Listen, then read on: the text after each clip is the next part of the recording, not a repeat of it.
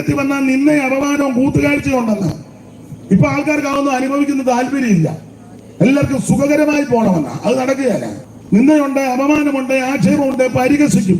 ഇപ്പൊ തന്നെ പരിഹാസമില്ലാത്ത, ഇപ്പൊ പരിഹാസമില്ലാത്ത പെന്തിക്കോസ്തുകാര അല്ലാത്ത കണ്ടാൽ തിരിച്ചറിയാലോ. അതുകൊണ്ട് പരിഹാസമൊന്നുമില്ല. പണ്ടങ്ങനല്ല. പണ്ട് വഴി പോകുമ്പോഴും വീട്ടിൽ വരുമ്പോഴും കല്യാണ വീട്ടിൽ ചെന്നാലും വിരുന്ന് വീട്ടിൽ ചെന്നാലും വഴി നടന്നാലും റോഡിൽ കൂടെ പോയാലും ബസ്സേ കയറിയാലും എവിടെ പോയാലും ഒരു ദൈവവൈദ്യം കണ്ടാൽ അറിയാം. അന്നേരം ആക്ഷേപം കിട്ടും. ഇപ്പൊ അറിയത്തില്ലല്ലോ. ബിലിയാം പർവ്വതത്തിന്റെ മുകളിൽ കയറി ഇസ്രായേൽ മക്കളെ നോക്കിച്ച് പറയുക, ഇതാ തനിച്ചു പാർക്കുന്ന ജനം ജാതികളുടെ കൂട്ടത്തിൽ എണ്ണപ്പെടുന്നില്ല. ദൈവമക്കൾ എല്ലാ കാലത്തും ഏത് സ്ഥലത്തും എപ്പോഴും വേർപാട് പാലിക്കുന്നവരായിരിക്കണം. നാടോടുമ്പോ നടുവേ ഓടുന്ന മാർഗമല്ലത്. നീ അവൻ കേരളത്തിലാന്നേലും ഇന്ത്യയുടെ വിവിധ സ്റ്റേറ്റിലാന്നേലും മറ്റു രാജ്യത്താന്നേലും അത് അമേരിക്കയിലാന്നേലും കാനഡയിലാന്നേലും ലോകത്തിന്റെ ഏത് രാജ്യത്ത് ഒരു ദൈവമക്കൾ പാർത്താലും നീ കർക്കശമായി വേർപാട് പാലിക്കണം.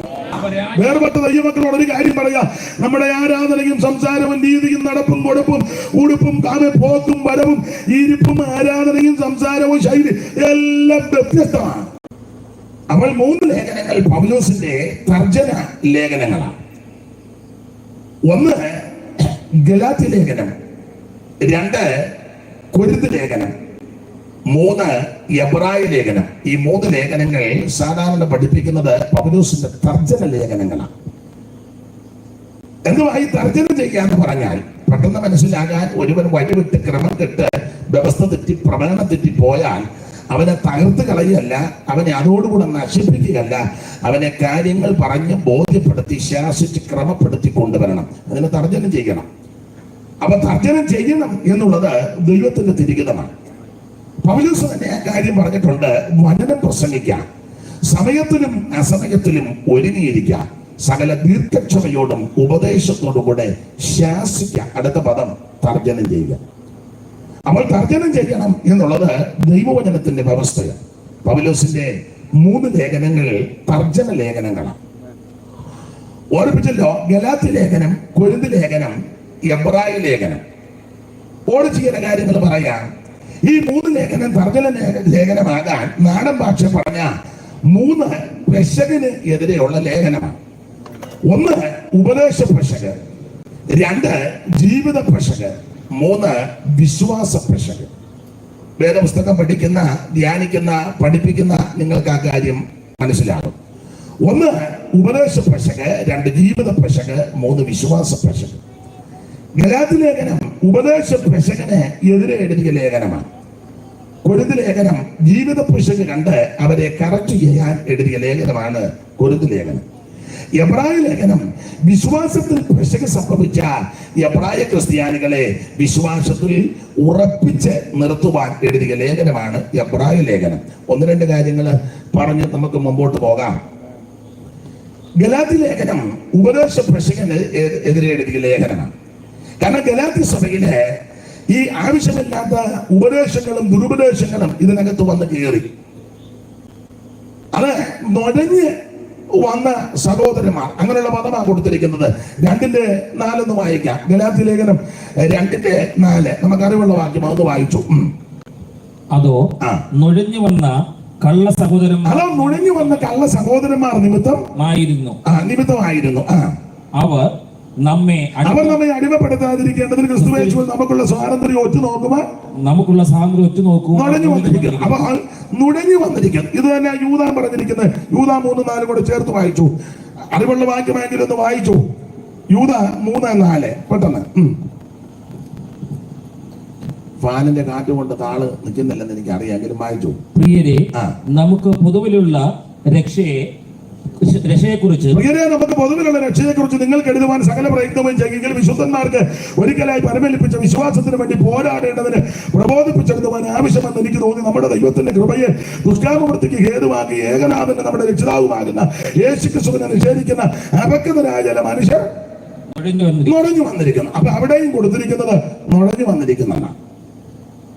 അവൾ ദുരുപദേശക്കാര് സഭയ്ക്കകത്ത് നുഴഞ്ഞു വന്നു. നേരായ മാർഗത്തിൽ കൂടെ വരികയല്ല. നിങ്ങൾ ശ്രദ്ധിച്ച്, ദുരുപദേശക്കാര് സഭയിലാണെങ്കിലും യോഗത്തിനാണെങ്കിലും എവിടെ വന്നാലും നേരെ വരികയല്ല. ഒന്നെങ്കിൽ ഇരുട്ടത്തിരിക്കില്ലേ, പമ്മിയിരിക്കും.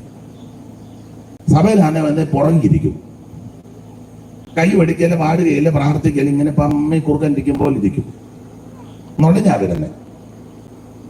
ഇപ്പൊ ഇവിടെ വന്നിരിക്കുന്നവരാരും നുഴഞ്ഞു വന്നവരല്ല. നിങ്ങളും ഞങ്ങളും എല്ലാം നേർക്ക് നേരെ വന്നതാണ്. നമ്മുടെ വരവിന്റെ ഉദ്ദേശം നല്ല ഉദ്ദേശമാണ്. നിങ്ങളിവിടെ വന്നത് ബഹുമാനപ്പെട്ട അച്ചായൻ ഓർപ്പിച്ചതുപോലെ ഒത്തയാന്നേലും എന്നിൽ നിന്ന് എന്തേലും ഒന്ന് കേൾക്കാൻ ഓർത്താ വന്നത്. ഞാൻ വന്നത് ദൈവം എന്നെ ഏൽപ്പിച്ച ശുശ്രൂഷ എല്ലാവർക്കും ഒന്നും ബോധിക്കത്തില്ലെങ്കിലും എന്നാലാകും വിധം ഏൽപ്പിച്ച ശുശ്രൂഷ ചെയ്യണം. ആ ഉദ്ദേശത്തോടാണ് ഞാൻ വന്നത്. അപ്പൊ എന്റെ നിങ്ങളുടെ എല്ലാം വരവ് നല്ല ഉദ്ദേശത്തോടാണ്. എന്നാൽ ദുരുപദേശക്കാർ ഇങ്ങനല്ല വരുന്നത്. അവര് നുഴഞ്ഞു വരിക, ഉദ്ദേശം വേറെയാണ്. അത് ഞാനധികം വിവരിക്കുന്നില്ല.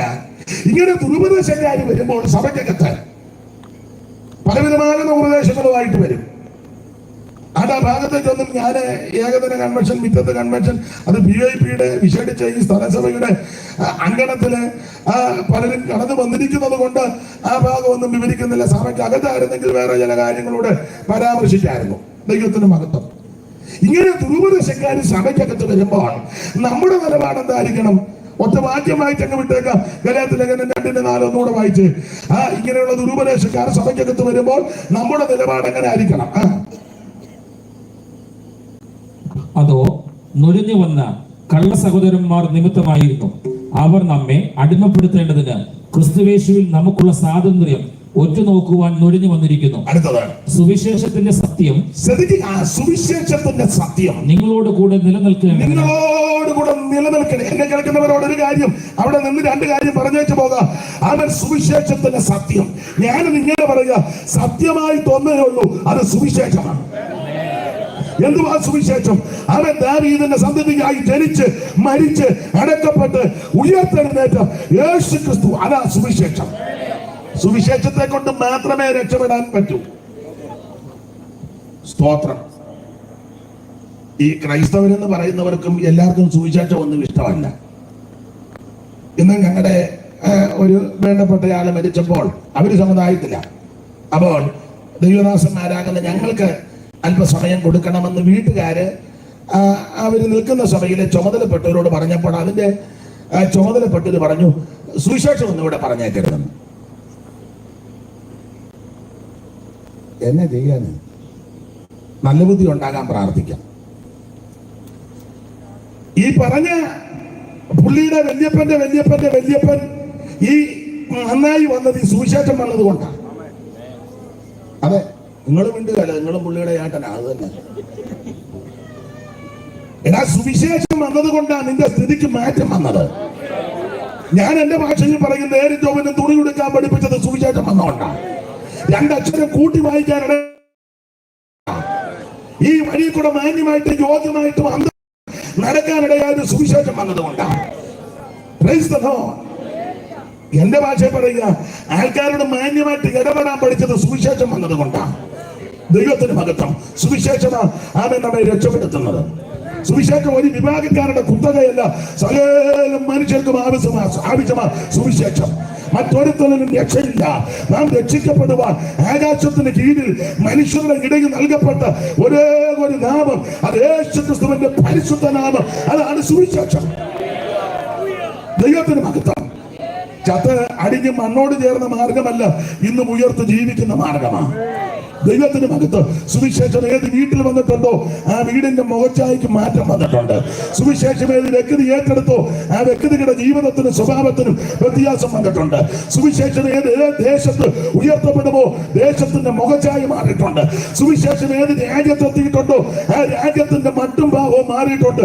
സുവിശേഷം കൊണ്ട് മാത്രമേ ഇതിന് സാധ്യമാകുകയുള്ളൂ. അതുകൊണ്ട് സുവിശേഷത്തിന്റെ സാക്ഷികളും വക്താക്കളുമായിരിക്കുന്ന പ്രിയപ്പെട്ടവരെ ഓർത്ത് ഇന്ന് രാത്രി ദൈവത്തെ മഹത്വപ്പെടുത്തുന്നു. ഞാനൊരു കാര്യം ദൈവമക്കളോട് പറയാ, ആരോടും പറയുവാൻ, എവിടെ വെച്ചും പറയുവാൻ, ഏത് സമയത്തും പറയാൻ കൊള്ളാമെന്ന് ഒന്നേ ഉള്ളൂ, അത് സുവിശേഷമാണ്. ഒത്തിരി ഒന്നും വിസ്തരിച്ചില്ലെങ്കിലും ഒറ്റ വാക്ക് പറഞ്ഞാൽ മതി, യേശു നിന്നെ രക്ഷിക്കും. യേശു ക്രിസ്തുവിനെ കൂടെ നിനക്ക് രക്ഷയുണ്ട്. യേശു നിന്നെ വിടിവിക്കും. ഇത് പറയുന്നതിന് ഹൈസ്കൂളിൽ പോയാലും പറയുകയില്ല. ഹൈസ്കൂളിൽ പോകുന്ന എല്ലാവരുടെയും കാര്യമല്ല. ചില നമ്മളിത് പറഞ്ഞാൽ തെറ്റുമോ തെറ്റുകയില്ലയോ, അതിനകത്ത് തിയോളജിയുടെ വശം നോക്കിയിരുന്നു ആരോടും പറയുകയില്ല. എന്നാൽ പഴയ ചില അപ്പച്ചന്മാരെ അമ്മച്ചമാരെ കണ്ട ആരോടും സുവിശേഷം, അവർ തിയോളജി ഒന്നും പഠിച്ചതല്ല, പക്ഷെ ഒന്നറിയാം, യേശു രക്ഷിക്കും. ഇന്ന് രാത്രിയിലും അത് ആരോടും പറയണം, യേശു നിന്നെ രക്ഷിക്കും. മറ്റൊരുത്തരും രക്ഷയില്ല, യേശു ക്രിസ്തുവിൽ കൂടി മാത്രമാണ് രക്ഷ. അത് പറയുന്നതിന് ആരെയും പേടിക്കുകയും വേണ്ട, ശക്തമായിട്ട് അത് പറഞ്ഞോണം. ദൈവത്തിന്റെ മഹത്വം. അപ്പൊ ശ്രദ്ധിക്കുക, സുവിശേഷത്തിന്റെ സത്യം ഒന്നുകൂടെ വായിച്ചാൽ മനപ്പാസ്. സുവിശേഷത്തിന്റെ സത്യം അതോ നുഴഞ്ഞു വന്ന കള്ള സഹോദരന്മാർ നിമിത്തമായിരുന്നു അവർ നമ്മെ അടിമപ്പെടുത്താതിരിക്കണം. ക്രിസ്തുയേശുവിൽ നമുക്കുള്ള സ്വാതന്ത്ര്യം ഒത്തു നോക്കാൻ നുഴഞ്ഞു വന്നിരിക്കുന്നു. അടുത്ത സുവിശേഷത്തിന്റെ സത്യം നിങ്ങളോടുകൂടെ നിലനിൽക്കേണ്ടതിന് ഞങ്ങൾ അവർക്ക് ഒരു നാഴിക പോലും വഴങ്ങി കൊടുത്തില്ല. ഇങ്ങനെയുള്ള ദുരുപദേശക്കാരും ഭാഷക്കാരും വിപരീത ഉപദേശക്കാരൊക്കെ വരുമ്പോൾ അവനുമായിട്ട് ചേർന്ന് തുള്ളുകല്ല, ഒരു നാഴിക പോലും വഴങ്ങി കൊടുത്തിട്ടില്ല. ഞാൻ ആ ഭാഗം ഇപ്പം വീതിക്കുന്നതിൽ ഇവിടെ ആയതുകൊണ്ട് കർത്താവിന് മഹത്വം.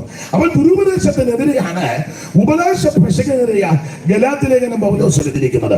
അതുകൊണ്ടാണ് വായിപ്പിക്കുന്നതിൽ 1-ാം അധ്യായത്തിൽ ഞങ്ങൾ നിങ്ങളോട് അറിയിച്ച സുവിശേഷത്തിന് വിപരീതമായിട്ട് ഞങ്ങളാകട്ടെ സ്വർഗത്തിൽ നിന്നൊരു ദൂതനാകട്ടെ വന്നു പറഞ്ഞാൽ അവൻ ശപിക്കപ്പെട്ടവനാ, നിങ്ങൾ അതിന് വഴിപ്പെട്ടു പോകരുത്. 2-ാം അധ്യായത്തിൽ പറഞ്ഞു നിങ്ങൾ നന്നായിട്ടൊക്കെ ഓടി, ഇപ്പൊ നിങ്ങൾക്ക് ഓടാൻ മേല.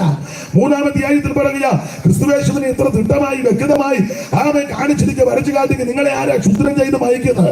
4-ാം അധ്യായത്തിൽ പറഞ്ഞു ഞാൻ നിങ്ങൾക്ക് വേണ്ടി അധ്വാനിച്ചത് വെറുതെ ആയോ എന്ന് ഭയപ്പെടുന്നു. ദൈവത്തിന് മഹത്വം.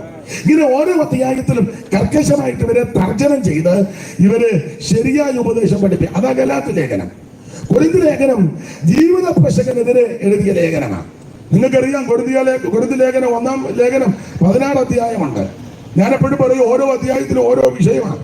1-ാം അധ്യായത്തിൽ പക്ഷം പിടിക്കുന്നു, 2-ാം അധ്യായത്തിൽ ഉപദേശം കൈക്കൊള്ളുന്നില്ല, 3-ാം അധ്യായത്തിൽ ഈർച്ചയും പകയും പിണക്കവും, 4-ാം അധ്യായത്തിൽ അറിവ് ചീർപ്പിക്കുന്നു, 5-ാം അധ്യായത്തിൽ ജാതികളുടെ ഇടയിൽ പോലും ഇല്ലാത്ത നടപടിക്രമങ്ങൾ, 6-ാം അധ്യായത്തിൽ കേസും കോടതിയും മഴക്കും, 7-ാം അധ്യായത്തിൽ കുടുംബ പ്രശ്നം, 8-ാം അധ്യായത്തിൽ വിഗ്രഹാർപ്പണം ഭക്ഷിക്കാമോ തർക്കം നടക്കുക, 9-ാം അധ്യായത്തിൽ ഇതെല്ലാം പറഞ്ഞ പൗലോസിനെ ക്വസ്റ്റ്യൻ ചെയ്യുന്നു, 10-ാം അധ്യായത്തിൽ വിഗ്രഹാർപ്പണം ഭക്ഷിച്ചു പട്ടുപോയി, 11-ാം അധ്യായത്തിൽ പ്രധാനമായി തിരുമേശയുടെ ഉപദേശം, 12-ാം അധ്യായം കൃപാവരം നിന്നിട്ടില്ല, 13-ാം അധ്യായം അതിശ്രേഷ്ഠവരം സ്നേഹം, 14-ാം അധ്യായത്തിൽ ഈ കൃപാവരങ്ങൾ വിനിയോഗിക്കേണ്ട വിധങ്ങളാ, 15-ാം അധ്യായം ആമ വിശുദ്ധന്മാരുടെ മരണവും അടക്കവും ഉയർപ്പും, 16-ാം അധ്യായം വന്ദനം ചൊല്ലിയിട്ട് ആഴ്ചവട്ടത്തിന്റെ 1-ാം നാൾ ചരതിച്ചു വെച്ചത് കൊണ്ടുവരണം. ഇതാ ഓരോ അധ്യായത്തിലും ഓടിച്ചു പഠിക്കുമ്പോൾ 1-ാം അധ്യായത്തിലേക്ക് വരുമ്പോൾ ഈ കൊരിന്തിലെ വിശ്വാസികൾ നമ്പർ 1 വിശ്വാസികളാ. ഇവരെ പോലെ മിടുക്കലായ വിശ്വാസികൾ വേറെ ഇല്ല. വായിച്ച 1-ാം അധ്യായത്തിന്റെ 4-ാം വാക്യം എല്ലാം പറയുന്നില്ല, ഓടിച്ചങ്ങ് പോവുക. നിങ്ങൾക്ക് ക്രിസ്തുയേശുവിൽ നൽകപ്പെട്ട ദൈവകൃപ ഞാൻ എന്റെ ദൈവത്തിന് നിങ്ങളെ കുറിച്ച് സ്തോത്രം ചെയ്യുന്നു. അടുത്ത വാക്യം ക്രിസ്തുവിന്റെ സാക്ഷ്യം നിങ്ങളിൽ ഉറപ്പായിരിക്കുന്ന പോലെ അവര് നിങ്ങൾ വിജയിക്കാൻ സകല വചനത്തിലും പരിജ്ഞാനത്തിലും സമ്പന്നരായി തീർന്നു. ഇങ്ങനെ നിങ്ങൾ ഒരു കൃപാവരത്തിലും കുറവില്ലാത്ത നമ്പർ 1 സഭയാ കൊരിന്ത് സഭ. ക്രിസ്തുയേശുവിൽ നിങ്ങൾക്ക് നൽകപ്പെട്ട ദൈവകൃപ നിമിത്തം ഞാൻ എന്റെ ദൈവത്തിന് നിങ്ങളെ കുറിച്ച് സ്തോത്രം ചെയ്യുന്നു. ഇന്ന് രാത്രി എന്നെ കേൾക്കുന്ന ബഹുമാനായി നിങ്ങളോട് പറയുക, ഇവിടെ വന്നിരിക്കുന്ന സകല ആൾക്കാർക്കും ദൈവകൃപയുള്ളവരാ. ദൈവകൃപയില്ലാത്ത ആരും ഇവിടെ വന്നിട്ടില്ല. അല്ല, ദൈവകൃപയില്ലാത്ത ആർക്കും ഈ കോമ്പൗണ്ടിൽ കയറാനൊക്കത്തില്ല. ഒന്നുകൂടെ പറഞ്ഞാൽ ദൈവകൃപയില്ലാത്ത ആർക്കും ഇത് ദൂരത്ത് നിന്ന് കേൾക്കാനും ഒക്കത്തില്ല. നീ അവൻ അകന്നോ മറഞ്ഞോ ദൂരെയാ നിൽക്കുന്നെങ്കിലും സ്നേഹിത നിനക്ക് ദൈവകൃപയുണ്ട്. ഇന്ന് രാത്രി ഇവിടെ വന്നിരിക്കുന്ന അമ്മയ്ക്കും ദൈവകൃപയുണ്ട്.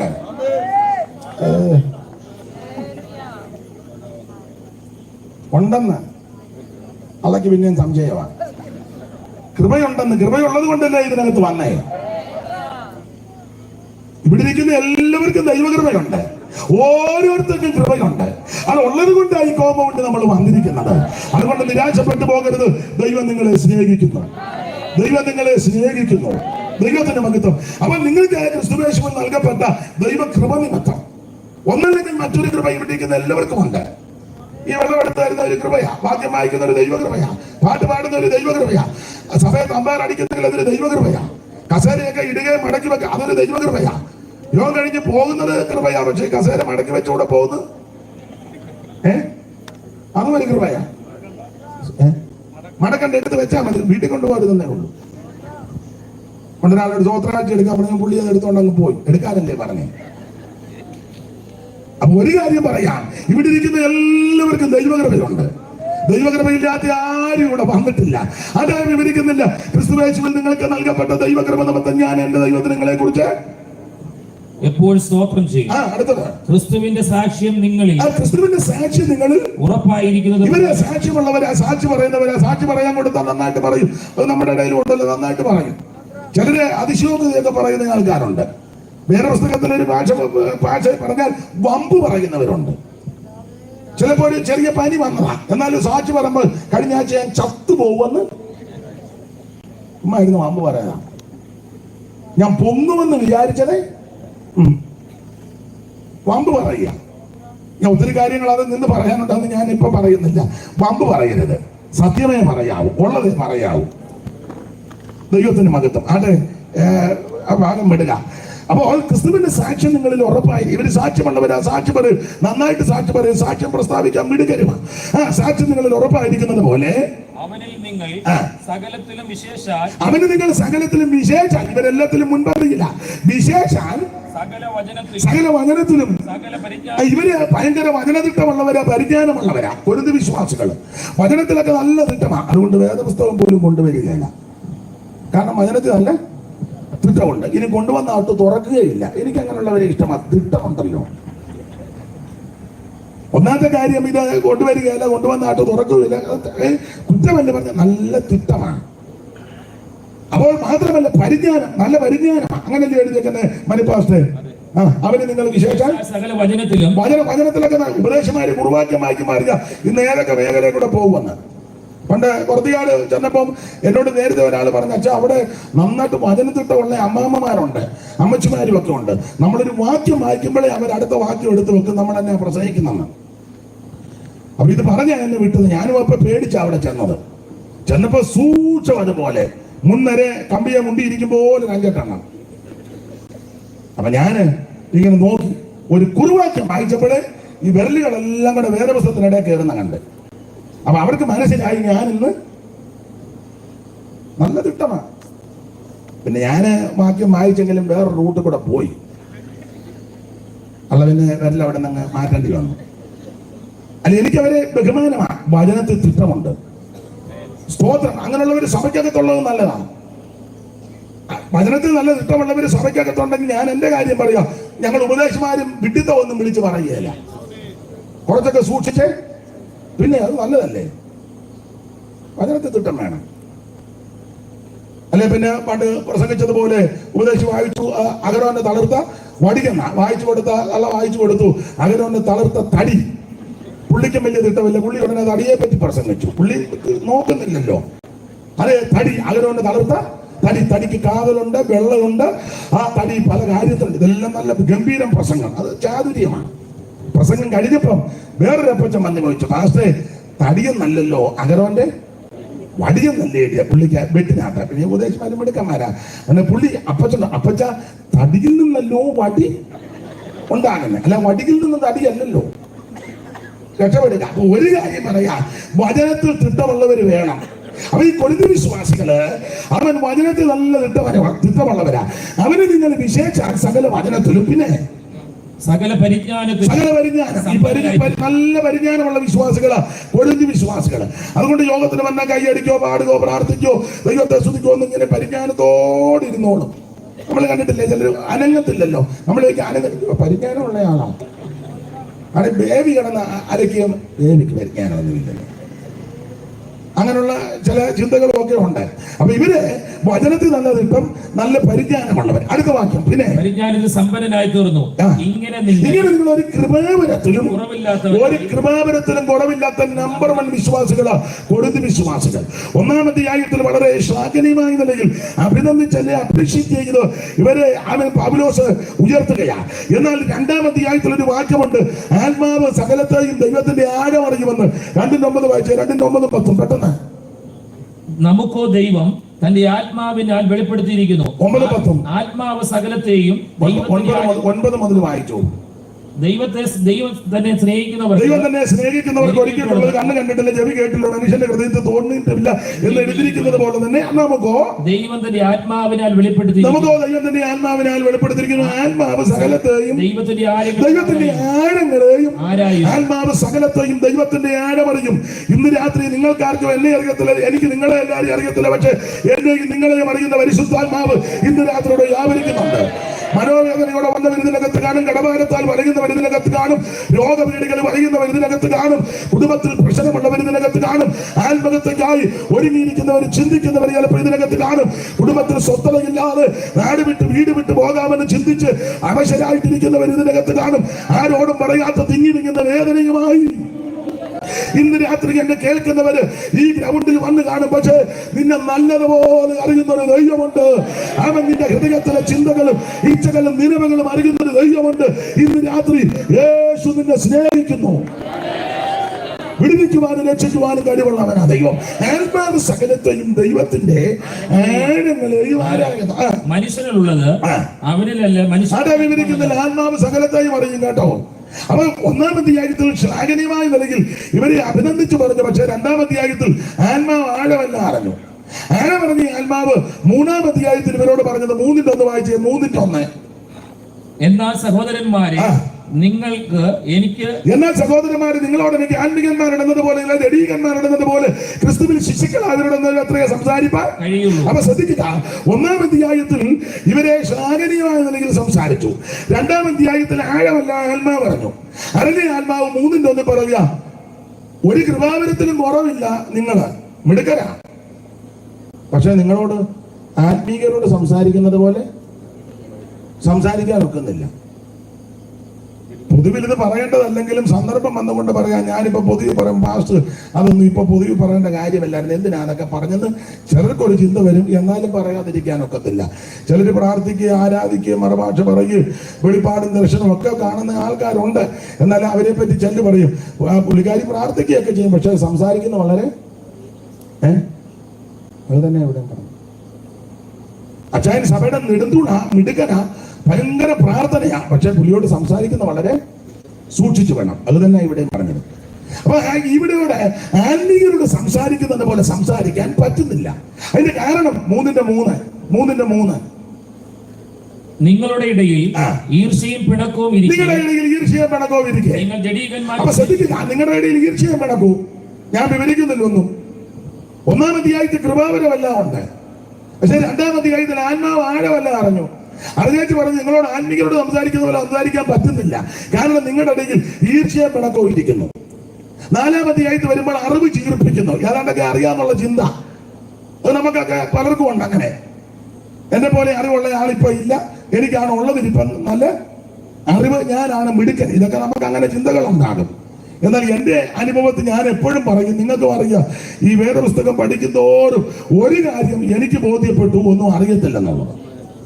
ഇത് കേൾക്കും തോറും പഠിക്കും തോറും വേറൊരു കാര്യവും കൂടെ എൻ്റെ ജീവിതത്തിലുണ്ട്, കർത്താവിനോട് സ്നേഹം വർദ്ധിക്കുക എന്ന് പറഞ്ഞാൽ ഇതിനൊന്നും യോഗ്യരല്ലാതിരുന്ന, യാതൊരു അർഹതയില്ലാതിരുന്ന എനിക്ക് നിങ്ങൾക്കും ഇത് കേൾക്കുവാനും പഠിക്കുവാനും അറിയുവാനും അവനിത് വരുവാനും ഒക്കെ ദൈവം ഭാഗ്യം തന്നല്ലോ. അതോർത്ത് ദൈവത്തിന് മഹത്വം കരയറ്റണം. അപ്പൊ ഈ കൊരിന്ത് ലേഖനം ഇത് തർജ്ജമ ലേഖനമാകാൻ കാരണം ജീവിത പ്രശ്നത്തിനെതിരെയുള്ള ലേഖനമാണ്. ഞാനതൊന്നും വിവരിക്കുന്നില്ല. ഗലാത്യ ലേഖനം ഉപദേശ പ്രശ്നം, കൊരിന്ത് ലേഖനം ജീവിത പ്രശ്നം.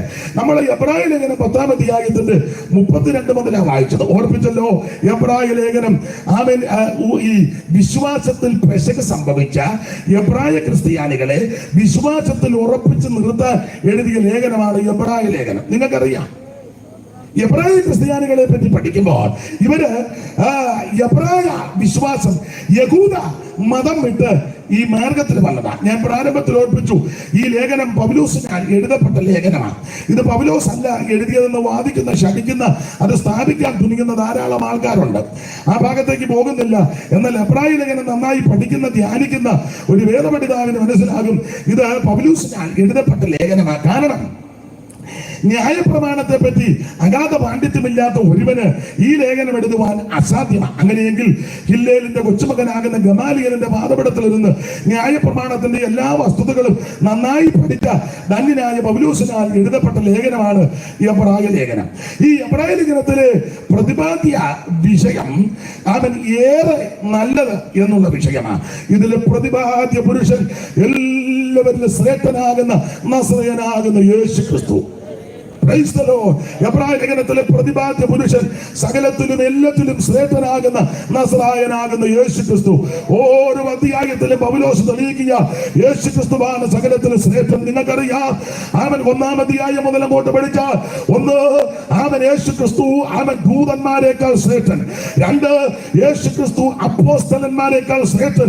3, യേശു ക്രിസ്തു മോശയേക്കാൾ ശ്രേഷ്ഠൻ. 4, യേശു ക്രിസ്തു യോശുവയേക്കാൾ ശ്രേഷ്ഠൻ. 5, യേശു ക്രിസ്തു ഹാബേലിനേക്കാൾ ശ്രേഷ്ഠൻ.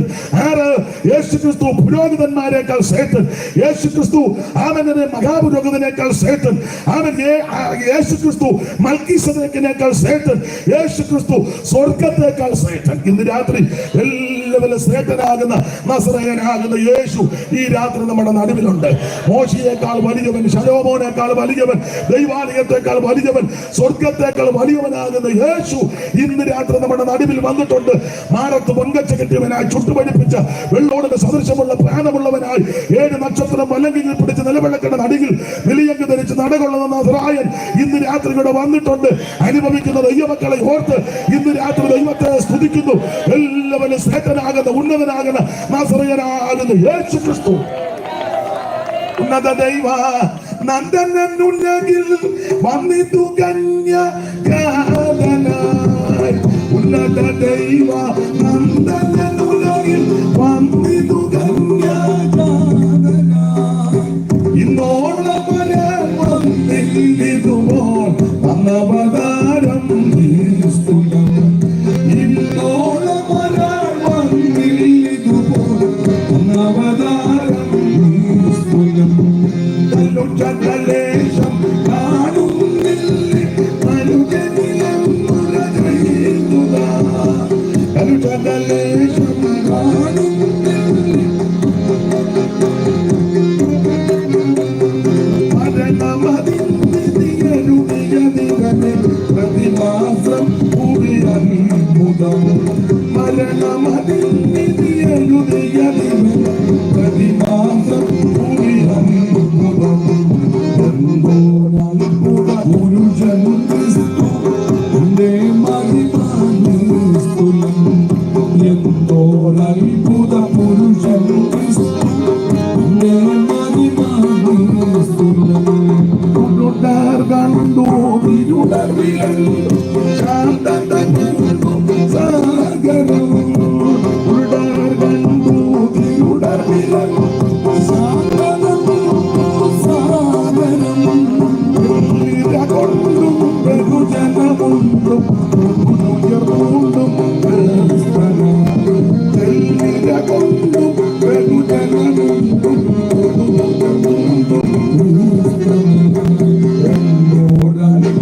പുരുഷൻ ക്രിസ്തു തന്റെ മഹിമാനിസ്തുലം. എന്തോരത്ഭുത പുരുഷൻ ക്രിസ്തു തന്റെ മഹിമാനിസ്തുലം. കരമുയർത്തി കർത്താവിന് മഹത്വം കരയറ്റാം. അപ്പോൾ എല്ലാവരിലും ശ്രേഷ്ഠനാകുന്ന നസറയനാകുന്ന യേശു ക്രിസ്തു. ഓർപ്പിച്ചല്ലോ, എബ്രായ ലേഖനത്തിലെ പ്രതിപാദ്യ വിഷയം ഏറെ നല്ലത്.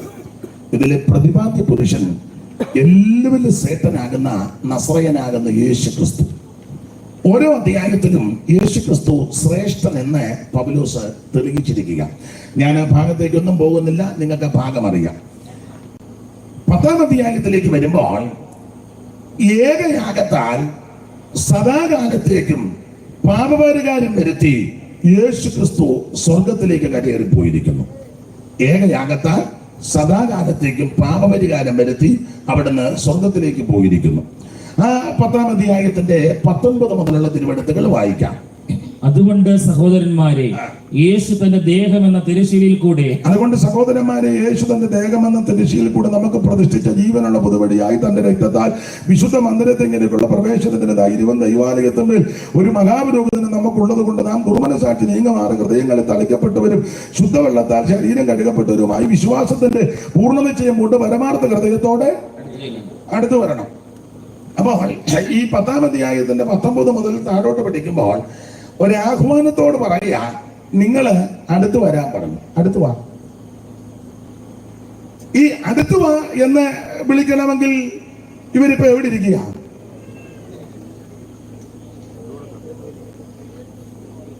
ഈ സ്ഥിതിയിലിരിക്കുന്ന ജനം. അപ്പൊ ഇവരെ വിളിക്കുക, അടുത്ത് വരാൻ പറഞ്ഞു. അപ്പൊ അടുത്ത് വന്ന് ഇവരെ വിളിക്കുമ്പോൾ ഇപ്പൊ ഇവരെ ഈ പറയുമ്പോൾ എവിടെ ഇരിക്കുക? ദൂരത്തിരിക്കുക, അകന്നിരിക്കുക. മറുവശം ഒരു കാലത്ത് ഇവർ ഈ സുവിശേഷത്തോടും സുവിശേഷ വേലയോടും ദൈവഭൃത്യന്മാരോടും ദൈവവേലയോടും ഒക്കെ വളരെ അടുത്ത് നിന്നവരാണ്. അതിന് രണ്ട് വാക്യം ആ തെളിവ് ഒത്തിരി ഉണ്ട്. ഇപ്പൊ തെളിവിന്റെ രണ്ട് വാക്യം വായിച്ചു. നേരത്തെ ഇവർ ആരംഭകാലത്ത് വളരെ തീഷ്ണതയോടെ നിന്നവരാ. ആ രണ്ട് വാക്യം വായിച്ചു. 6-ാം അധ്യായത്തിന്റെ 9 മുതൽ വായിച്ചു. പാസ്റ്റർ 6-9 മുതൽ. എന്നാൽ പ്രിയമുള്ളവരെ, ഞങ്ങൾ ഇങ്ങനെ സംസാരിക്കുന്നുവെങ്കിലും നിങ്ങളെ കുറിച്ച് ശുഭമേറിയതും രക്ഷയ്ക്ക് ഉതകുന്നതും വിശ്വസിക്കുന്നു. ദൈവം നിങ്ങളുടെ പ്രവൃത്തിക്കും പിന്നെ വിശുദ്ധന്മാരെ ശുശ്രൂഷിക്കുന്നതിനാലും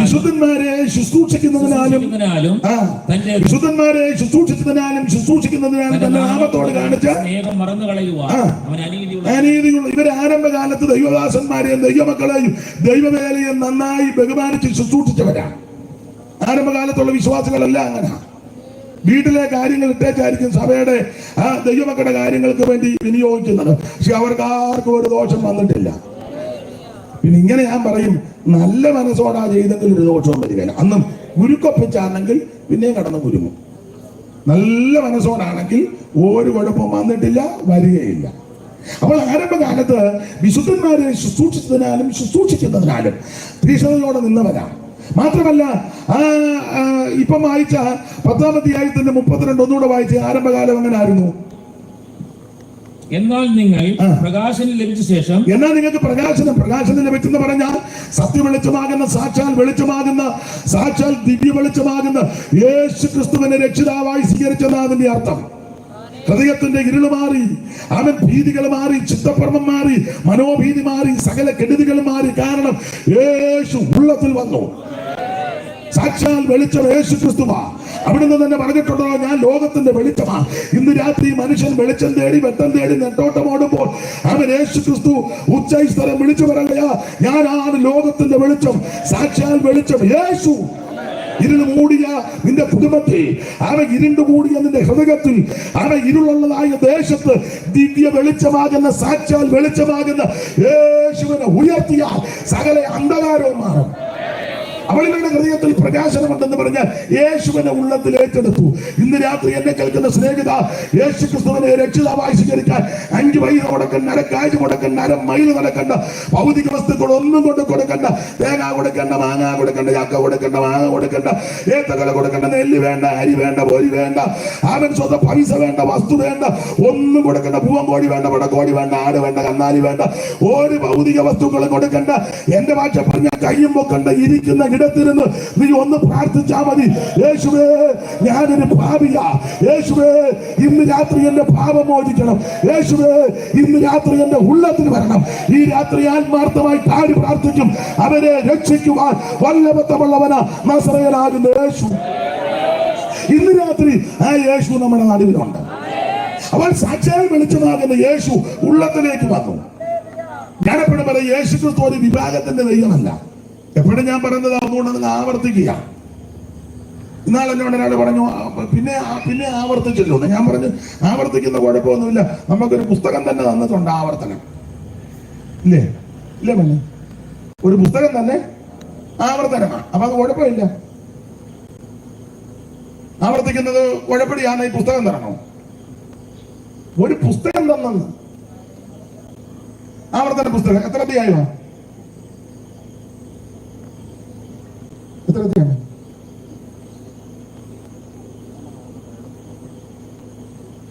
ഇവിടെ നോക്കിയെല്ലാം പറയടാ. എത്രയുണ്ട് മോളെ? ഉറക്കെ പറ. മോടെ പേരില്ല. അക്ഷ പറഞ്ഞു 34. മുനിസിപ്പാൽ തൊണ്ണൂറ് തുറന്ന് നോക്കി. അത് തന്നെ ഞാൻ നോക്കി. ഞാൻ 2 തുറന്ന് നോക്കുന്നു. നോക്കിയങ്ങ് അടക്കുകയും ചെയ്തു. അത് കറക്റ്റാ പറഞ്ഞു. അപ്പൊ ഈ 34 അധ്യായമുള്ള ആവർത്തന പുസ്തകം, ആവർത്തനം കുഴപ്പമല്ല. കുഴപ്പമാണ് ഒരു പുസ്തകം തരുമോ? എന്തുവാ ഈ ആവർത്തനം? ആവർത്തന പുസ്തകത്തിന്റെ വിശേഷത ഞാൻ പറയാം. അവൻ നീ ഒന്നുകൂടി ഇത് ഓർക്കണം. അതിനെ ആവർത്തനം ഓർക്കണം. എന്തോ ഓർക്കണം? ദൈവം ചെയ്ത ഉപകാരങ്ങളും ദൈവം ചെയ്ത നന്മകളും ദൈവം തന്നെ നടത്തിയ വിധം ഒന്നും മറക്കരുതെന്ന്. ഞാൻ ആ ഭാഗത്തേക്ക് പിന്നെ വരുന്നുണ്ട്. ദൈവത്തിന് മഹത്വം ഒന്നും മറക്കരുത്. ഓർത്തോർത്ത് ദൈവത്തിന് സ്തോത്രം ചെയ്യണം. അപ്പൊ ആവർത്തനം കുഴപ്പമല്ല. അതിലെ പൗലോസ് പറഞ്ഞു ഫിലിപ്പിയ ലേഖനം 3:1 വായിച്ച്, ആവർത്തനം കുഴപ്പമില്ല. അതുകൊണ്ട് അവിടെ അങ്ങനെ എഴുതിയിരിക്കുന്നത്. ഫിലിപ്പിയ ലേഖനം 3-ാം അധ്യായത്തിന്റെ 1-ാം വാക്യം വായിച്ച് പൗലോസ് എന്താ പറഞ്ഞേക്കുന്നത് വായിച്ച്. ഒടുവിൽ എന്റെ സഹോദരന്മാരെ കർത്താവിൽ സന്തോഷിപ്പിൻ. അതേ കാര്യം നിങ്ങൾക്ക് പിന്നെയും എഴുതുന്നത് അത് ആവർത്തനമാണ്. ഒടുവിൽ എന്റെ സഹോദരന്മാരെ കർത്താവിൽ ഈ ഇരിപ്പിരിക്കാതെ സന്തോഷിക്കേ.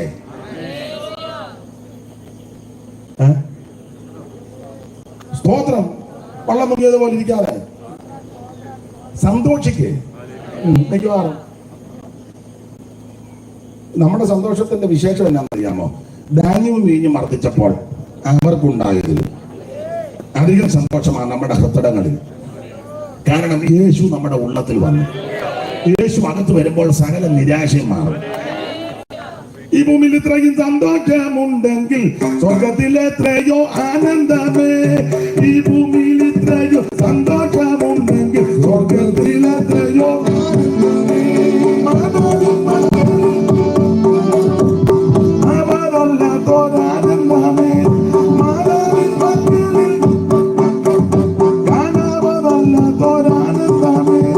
ഈ ഭൂമിയിൽ ഇത്രയും സന്തോഷമുണ്ടെങ്കിൽ ഈ ഭൂമിയിൽ സന്തോഷിക്കാൻ മതി ദൈവമക്കൾക്കാണ്. അപ്പൊ സന്തോഷിക്കണമെന്ന് പിന്നെയും നിങ്ങളോട് പറയാം, ആവർത്തനം. അപ്പൊ അതുകൊണ്ട് ഒരു കാര്യം പറയാ, ദൈവം ചെയ്ത ഉപകാരങ്ങളൊന്നും മറക്കരുത്. ഓർത്ത് ദൈവത്തിന് സ്തോത്രം ചെയ്യണം. ദൈവത്തിന് മഹത്വം ഉണ്ടാകട്ടെ. അപ്പോൾ ഇവർ ആരംഭകാലത്ത് വളരെ തീഷ്ണതയോടെ നിന്നു. അല്ല, ഒന്ന് വിശുദ്ധന്മാരെ ശുശ്രൂഷിക്കുന്നതിനാലും തന്റെ നാമത്തോട് കാണിച്ച സ്നേഹം. പഴയ പെന്തിക്കോസുകാരൊക്കെ പറഞ്ഞ് ഞാൻ കേട്ടിട്ടുണ്ട്, 2 കോഴി മുട്ടയിട്ടാ കൊച്ചുങ്ങൾക്ക് കൊടുക്കുകയല്ല, ഉപദേശമാർക്ക് കൊടുക്കും. കടിഞ്ഞൂക്കോഴിയുടെ മുട്ട എന്ത് വേണ്ട ഉണ്ടമ്മേ? അമ്മയെ കടിഞ്ഞൂക്കോഴിയുടെ മുട്ട എന്ത് വേണ്ട കാണുമെന്ന് ഉറക്കെ പറയാമേ.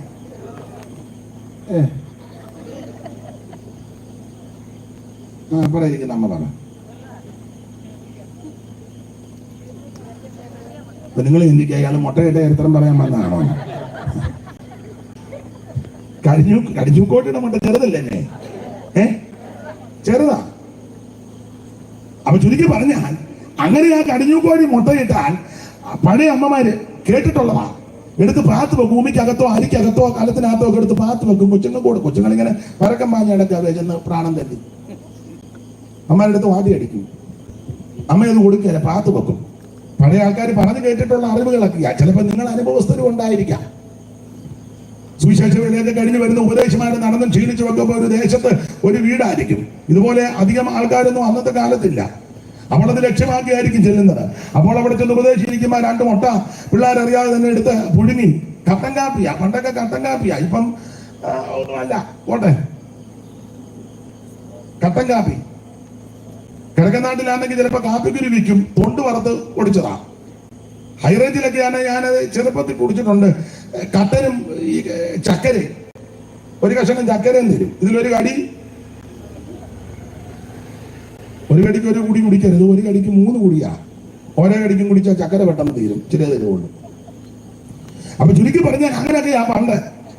ഇപ്പം അങ്ങനെ വല്ല എല്ലാവരുടെയും പഞ്ചാര കൊണ്ട് വിൽക്കാൻ വരെ ഇഷ്ടം പോലെ തിപ്പുണ്ട്. ഫാസ്റ്റ് ഒരു 5 കിലോ വേണം യോഗം കഴിയുമ്പോൾ രണ്ടിലുണ്ട്, ഇഷ്ടം പോലെ തിപ്പുണ്ട്. ആ നോട്ടം വരുമ്പം കാണാൻ പറയാം.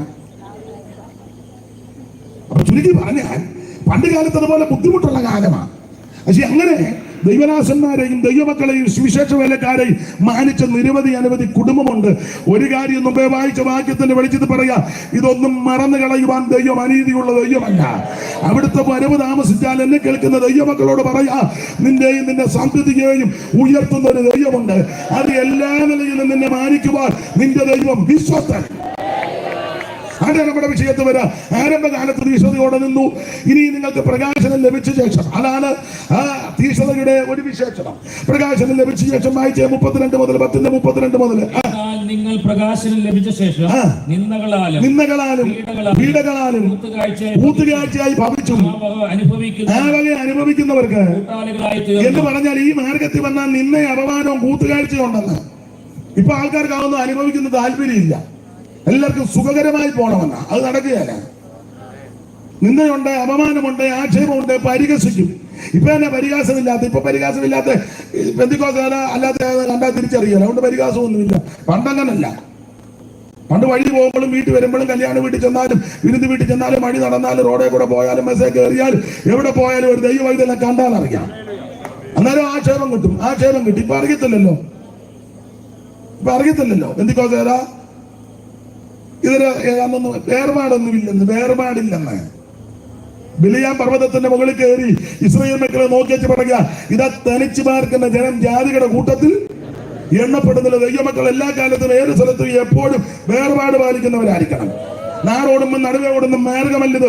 നീ കേരളത്തിലാന്നേലും ഇന്ത്യയുടെ വിവിധ സ്റ്റേറ്റിലാന്നേലും മറ്റു രാജ്യത്താന്നേലും അത് അമേരിക്കയിലാന്നേലും കാനഡയിലാന്നേലും ലോകത്തിന്റെ ഏത് രാജ്യത്ത് ഒരു ദൈവത്തിൽ പാർത്താലും നീ കർക്കശമായി വേർപാട് പാലിക്കണം. അത് വേദപുസ്തക പ്രമാണമാണ്. അതുകൊണ്ടല്ലയോ എസ്തേറിന്റെ പുസ്തകം 3-ാം അധ്യായത്തിന്റെ 8-ാമത്തെ വാക്യത്തിൽ പറഞ്ഞിരിക്കുന്നത് വ്യത്യസ്തനാണെന്ന്. വായിച്ചോ 3:8. എസ്തേറിന്റെ പുസ്തകം 3-ാം അധ്യായത്തിന്റെ 8-ാം വാക്യം നമുക്കെല്ലാം അറിവുള്ള വാക്യമായെങ്കിലും സന്ദർഭം വന്നുകൊണ്ട് മയക്കിക്കൊണ്ടെന്ന് വായിച്ചോ മനപ്പാസ്റ്റ്. എസ്തേറിന്റെ പുസ്തകം 3-ാം അധ്യായത്തിന്റെ 8-ാം വാക്യം. ഹാമാൻ പറയുന്ന കാര്യമുണ്ടല്ലോ, വായില്. പിന്നെ ഹാമാൻ അഹശ്വേരോശ് രാജാവിനോട് രാജ്യത്തിലെ സകല നിന്റെ രാജ്യത്തിലെ സകല സംസ്ഥാനങ്ങളിലുമുള്ള ജാതികളുടെ ഇടയിൽ വേറൊരു ജാതി, ജാതികളുടെ ഇടയിൽ ഒരു ജാതി ചിന്നിച്ചതറി, ഒത്തിരി ഒന്നുമില്ല, ചിന്നിച്ചതറി കിടക്കുന്നു. അടുത്തറ അവരുടെ ന്യായപ്രമാണങ്ങൾ വ്യത്യസ്തപ്പെട്ടിരിക്കുക. വേർപെട്ട ദൈവമക്കളോട് ഒരു കാര്യം പറയാ, നമ്മുടെ ആരാധനയും സംസാരവും രീതിയും നടപ്പും കൊടുപ്പും ഉടുപ്പും പോക്കും വരവും ഇരിപ്പും ആരാധനയും സംസാരവും ശൈലി എല്ലാം വ്യത്യസ്തമാണ്. ആരോട് പറയാനാ? ഉമ്മാ കണ്ടക്ഷോഭം ചെയ്യാന്നല്ലാതെ നിങ്ങളുടെ ഇരിപ്പ് കണ്ടിട്ട് ഞങ്ങൾ ഇതൊക്കെ ഒത്തിരി കേട്ടതാ. ഇത് കേൾപ്പിക്കാനാണോ ഇയാള് നേരത്തെ ഇങ്ങോട്ട്? സ്തോത്രം. വേർപാട് പാലിക്കണമെന്ന് കാണുന്നതിന് എല്ലാത്തിൽ നിന്ന് തലയിടരുത്. അതൊന്നും ഞാനിപ്പോ പൊതുവിൽ പറയുന്നില്ല. കർക്കശമായ വേർപാട് പാലിക്കണം എല്ലാ കാര്യത്തിലും. ആട്ടെ, നമുക്ക് നമ്മുടെ വിഷയത്തിൽ വരാം. അപ്പോൾ ഇങ്ങനെ വേർപാട് പാലിക്കുമ്പോൾ നിന്നയും അപമാനവും ആക്ഷേപമുണ്ട്. അതായ പ്രവാചകനം അങ്ങനെയൊക്കെ സഹിച്ചു നിന്നു. അപ്പൊ ആരംഭകാലത്ത് അവര് ഭീഷണിയോടെ നിന്നവരാ എബ്രായ വിശ്വാസികൾ. എന്നാൽ ഇടക്കാലത്ത് ഇവര് ക്ഷീണിക്കാൻ കാര്യം ഇവർക്കൊരു ചിന്ത, വിട്ടുപോകുന്നത് അബദ്ധമായോ, ഉപേക്ഷിച്ചത് മണ്ടത്തരമായോ, വേണ്ടാന്ന് വെച്ചത് ഭോഷത്വമായോ എന്നൊരു ചിന്ത അകത്തു കയറി. ദൈവത്തിന്റെ മഹത്വം. ഇവരിൽ സിംഹഭാഗം ആൾക്കാരും യെരൂശലേം പള്ളി വിട്ടു വന്നവരാ. മാത്രമല്ല ആചാരങ്ങളും അനുഷ്ഠാനങ്ങളും പാരമ്പര്യങ്ങളും മാമൂലുകളും പിന്തുടർച്ചകൾ അതെല്ലാം വിട്ടേച്ചായിട്ട് വന്നത്. ഒത്തിരി ആചാരങ്ങളും അനുഷ്ഠാനങ്ങളും ഉണ്ടായിരുന്നത് അതെല്ലാം വിട്ടേച്ച് ഇവര് നസ്രായ മാർഗത്തിന്റെ പുറകെ വന്നു. ആരംഭകാലത്ത് വളരെ തീക്ഷണതയോടെ നിന്നവരാ. യേശുവിന്റെ കൂടെ വന്നു. കുറച്ച് കഴിഞ്ഞപ്പോൾ മനസ്സിലായി പരിവക്കേടാണ് ഇവർക്കങ്ങ് തോന്നുക. കാരണം യേശുവിന്റെ മാർഗം കയറി കിടക്കാൻ ഇടമില്ല, തലചായ്ക്കാൻ ഇടമില്ല, കരം കൊടുക്കാൻ കാശില്ല, യാത്ര ചെയ്യാൻ വാഹനമില്ല. അവൻ മിക്കപ്പോഴും യോഗം കഴിഞ്ഞ് വിശന്ന് പ്രാണം തല്ലിയാ പോകുന്നത്. അതുകൊണ്ട് ശിഷ്യന്മാരെ ആരുടെയോ വയലിറങ്ങി കതിര് പറിച്ചു തിരിഞ്ഞെത്തുന്നത്. ശിമോന്റെ വീട്ടിൽ ചെന്നപ്പോൾ കൈ കഴുകാതെ ഭക്ഷണം കഴിച്ചെന്ന വിശപ്പ് കൊണ്ടായിരിക്കാം. അതുകൊണ്ടാണ് പറഞ്ഞ പൂർവന്മാരുടെ സമ്പ്രദായം ലംഘിച്ചിരിക്കുന്നു. കർത്താവ് അങ്ങനെ വിശന്ന ചത്തിയെ നോക്കി വല്ലതും കിട്ടുമെന്ന് കരുതി. സ്തോത്രം. ഇതെല്ലാം ഈ മാർഗത്തിന്റെ വിശേഷതയാണ്. കരം കൊടുക്കാൻ കാശില്ല. സ്തോത്രം. അപ്പൊ ആരംഭ സമയത്ത് ഇവർ ഇറങ്ങി വന്നപ്പോ ഇവര് ചിന്തിച്ചത് വല്ലതൊക്കെ കിട്ടുമെന്നൊക്കെ ഓർത്താ ചെല്ലു. അങ്ങനെയാണല്ലോ ചെല്ലു വരുന്നത്. എന്നോട് ഒരാൾ ചോദിച്ചു എന്തോ കിട്ടുമെന്ന്. ഞാൻ ചോദിച്ചാൽ എന്തിക്കോസിൽ പോയാ പെന്തക്കോസ് എന്ന് പറയും. എന്തിക്കോസ് ഇവനെ നേരും ചോദിലും പറയാൻ പോലും പെന്തിക്കോസ്. ഇന്നാളൊരു നോട്ടീസ് കണ്ടു, പെന്തക്കുസ്ത. എന്തുവാണ് ചുമ്മാ പെന്തക്കുസ്ത. ഒരു കാര്യം പറയാ, ഇത് പറയാൻ പോലും അറിയാൻ മേലെ ചിലർക്ക്. എന്നിട്ടാ ചോദിക്കുന്നത് എന്തോ കിട്ടുമെന്ന്.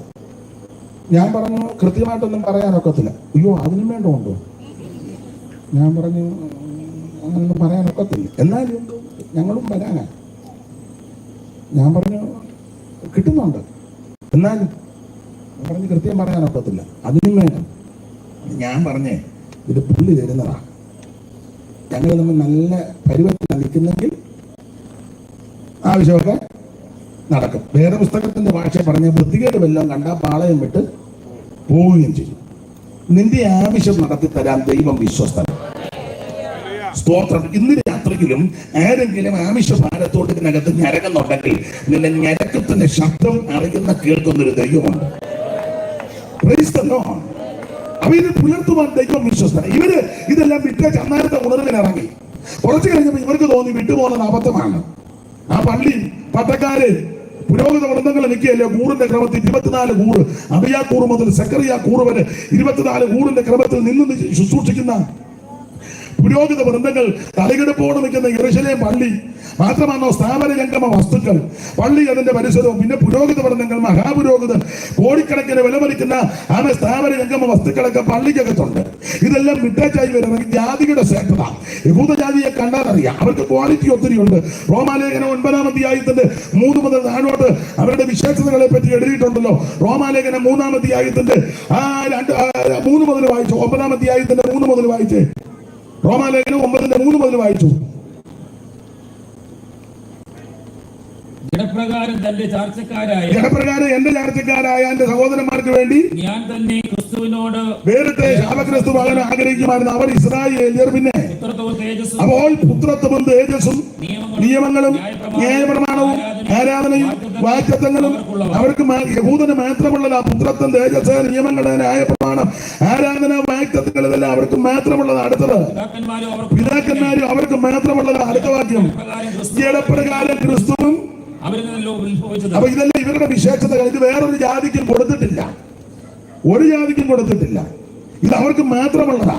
ഇങ്ങനെ ജാതികൾ ശ്രേഷ്ഠത എല്ലാം കൊണ്ടും കുലീനത്വമുള്ളവര് ഉന്നതന്മാരാകുന്ന ഇവരിതെല്ലാം വിട്ടേച്ച് യേശുവിന്റെ പുറകെ വന്നു. അവൾ ആരംഭ സമയത്ത് ആ സന്തോഷത്തോടൊക്കെ വന്നെങ്കിലും കുറച്ചു കഴിഞ്ഞപ്പോൾ ഇവർക്ക് മനസ്സിലായി, ഇവർക്കങ്ങ് തോന്നുക ഇറങ്ങിത്തിരിച്ചത് ഉപേക്ഷിച്ചത് അബദ്ധമായിരുന്നു. അപ്പൊ അബദ്ധമായെന്നുള്ള ചിന്ത അകത്ത് കയറിയപ്പോൾ ഇവര് ക്ഷീണിച്ചു. എബ്രായ ക്രിസ്ത്യാനികൾ ക്ഷീണിച്ചതിന് 2 വാക്യം. ആ സാധാരണ തെളിവ് 6:12, 12:12 വായിച്ചോ. ക്ഷീണിച്ചതിന് തെളിവ് ഒത്തിരി വാക്യങ്ങൾ ഉണ്ടെങ്കിൽ ഇപ്പൊ സന്ദർഭമായിട്ട് 2 വായിച്ചാൽ മതി. 6:12, 12:12. ആകയാൽ പാപം നിങ്ങളുടെ 6:12 എബ്രായ ലേഖനം. അവിടെ എബ്രായ ലേഖനം നമ്മുടെ വിഷയം. അങ്ങോട്ട് മൈക്ക് കൊടുത്തു. അങ്ങനെ നിങ്ങൾ മന്ദതയുള്ളവരാകാതെ അങ്ങനെ നിങ്ങൾ മന്ദതയുള്ളവരാകാതെ. അപ്പൊ മന്ദത ക്ഷീണിക്കുന്നുള്ളതാ. വിശ്വാസത്താലും മന്ദതയെല്ലാം നീക്കുക. നീ നടിയാര് തന്നാലുൾ നല്ലുണർജകേ വന്നീടും ഓരോ നിദ്ര മയക്കമീവ ഒന്നാകെ നീകിയെന്നിൽ തന്നി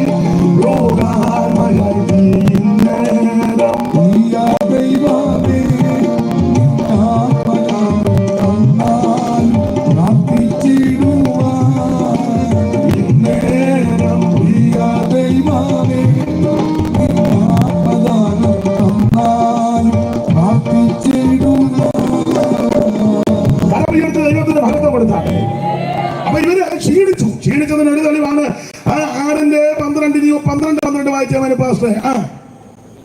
ആകയാൽ തളർന്ന കൈയും കുഴഞ്ഞ മുഴങ്ങാനും ക്ഷീണിച്ചതിന്റെ തെളിവാ. അപ്പൊ തളർന്ന കൈയും കുഴഞ്ഞ 6:12 മന്ദത, 12:12 തളർന്ന കൈയും കുഴഞ്ഞ മുഴങ്ങാൻ. ഇപ്പൊ ക്ഷീണിച്ചു. ഇങ്ങനെ ക്ഷീണിച്ചവർക്ക് ഒരു ചിന്ത വിട്ടുപോകുന്നത് അബദ്ധമായി, ഉപേക്ഷിച്ചത് അബദ്ധമായി. ഞാനൊരു കാര്യം സന്തോഷത്തോടെ പറയാം. ഞാൻ പെന്തിക്കോസ് വന്നിട്ട് 10-35 കൊല്ലത്തോളം ആകുന്ന കൃപയാല് ഇന്ന് വരെ തോന്നിയിട്ടില്ല വന്നത് അബദ്ധമായെന്ന്. ഇപ്പോഴും സങ്കടമാണ്, നേരത്തെ വരാൻ ഒത്തില്ലല്ലോ എന്നാ. ഇതായി ഞാനൊരു കാര്യം പറയാം. നിങ്ങൾ മുഴുവൻ ഉപദേശം കൊടുത്തു. ഏറ്റവും നല്ല നമ്പർ 1 ഉപദേശം പെന്തിക്കോസ് ഉപദേശമാണ്. എന്റെ ശൈലിയില്ല പറയുന്നത് കേട്ടോ. നിങ്ങളെന്നെ ഇങ്ങനെ നോക്കൊന്നും വേണ്ട. നമ്പർ 1 ഉപദേശമായത്. ഇതിന്റെ വെല്ലാം വേറൊരു ഉപദേശമില്ല. പക്ഷെ ഇത് അനുഷ്ഠിക്കുന്നവരും ആചരിക്കുന്നവരും ആരൊക്കെയാണ് തന്നെത്താൻ ശോധന ചെയ്തു. പക്ഷെ ഇതിനെ വെല്ലാൻ വേറൊരു ഉപദേശമില്ല. അതുകൊണ്ട് ഞാൻ സന്തോഷിക്കുന്നത് ഈ മാർഗത്തിൽ വരുവാൻ ഇടയായതായ ഏറ്റവും വലിയ ഭാഗ്യം. ഇന്ന് വരെ തോന്നിയിട്ടില്ല ഇത് അബദ്ധമായെന്ന്. എനിക്ക് എല്ലായിടത്തും പെന്തിക്കോസാന്ന് പറയുകയും അറിയുകയും ചെയ്യുന്നത് വലിയ അഭിമാനമാണ്. ഇന്നാണ് ഒരാൾ പറഞ്ഞു, ഇപ്പൊ പെന്തിക്കോസുകാരാന്ന് പറയുന്നത് എനിക്ക് തോന്നിയിട്ടില്ല. എവിടെയും ഞാൻ എൻ്റെ ഇളയ പെങ്ങളുടെ കല്യാണം, അപ്പം കാവാലത്ത് വെച്ച് നടത്തുക. അപ്പം കാവാലത്ത് വന്നിട്ടുള്ളവർക്കും കണ്ടിട്ടുള്ളവർക്കും അറിയാം, അവിടെ വലിയ സൗകര്യങ്ങൾ അങ്ങനെയുള്ളതില്ല. അപ്പം ഒരു ഓഡിറ്റോറിയമോ പാരീഷ് ഹാളോ വേണം. അപ്പം ഞാനും 1-2 സഹോദരന്മാരും കൂടെ 1-2 സ്ഥലങ്ങളിൽ ചെന്നപ്പം തരത്തില്ലെന്ന് പറഞ്ഞു. പെന്തിക്കോസുകാർക്ക് അതുകൊണ്ടാണ്. പക്ഷെ നമ്മളെ മാനിക്കുന്നവരും ഉണ്ട്. അവിടുത്തെ കാര്യമാണ് ഞാൻ പറഞ്ഞത്, ഒന്നും ഞാൻ പറയുന്നില്ല. ഒരു സ്ഥലത്ത് വേറെ 2 സഹോദരന്മാരും കൊണ്ട് ചെന്നപ്പോൾ അതിന്റെ ചുമതലപ്പെട്ട ആള് ഇറങ്ങി വന്നു. ഞാൻ ഈ പരുവത്തിനാ ചെന്നേ. അപ്പം ചെന്നപ്പോ ചോദിച്ചു എന്നെ.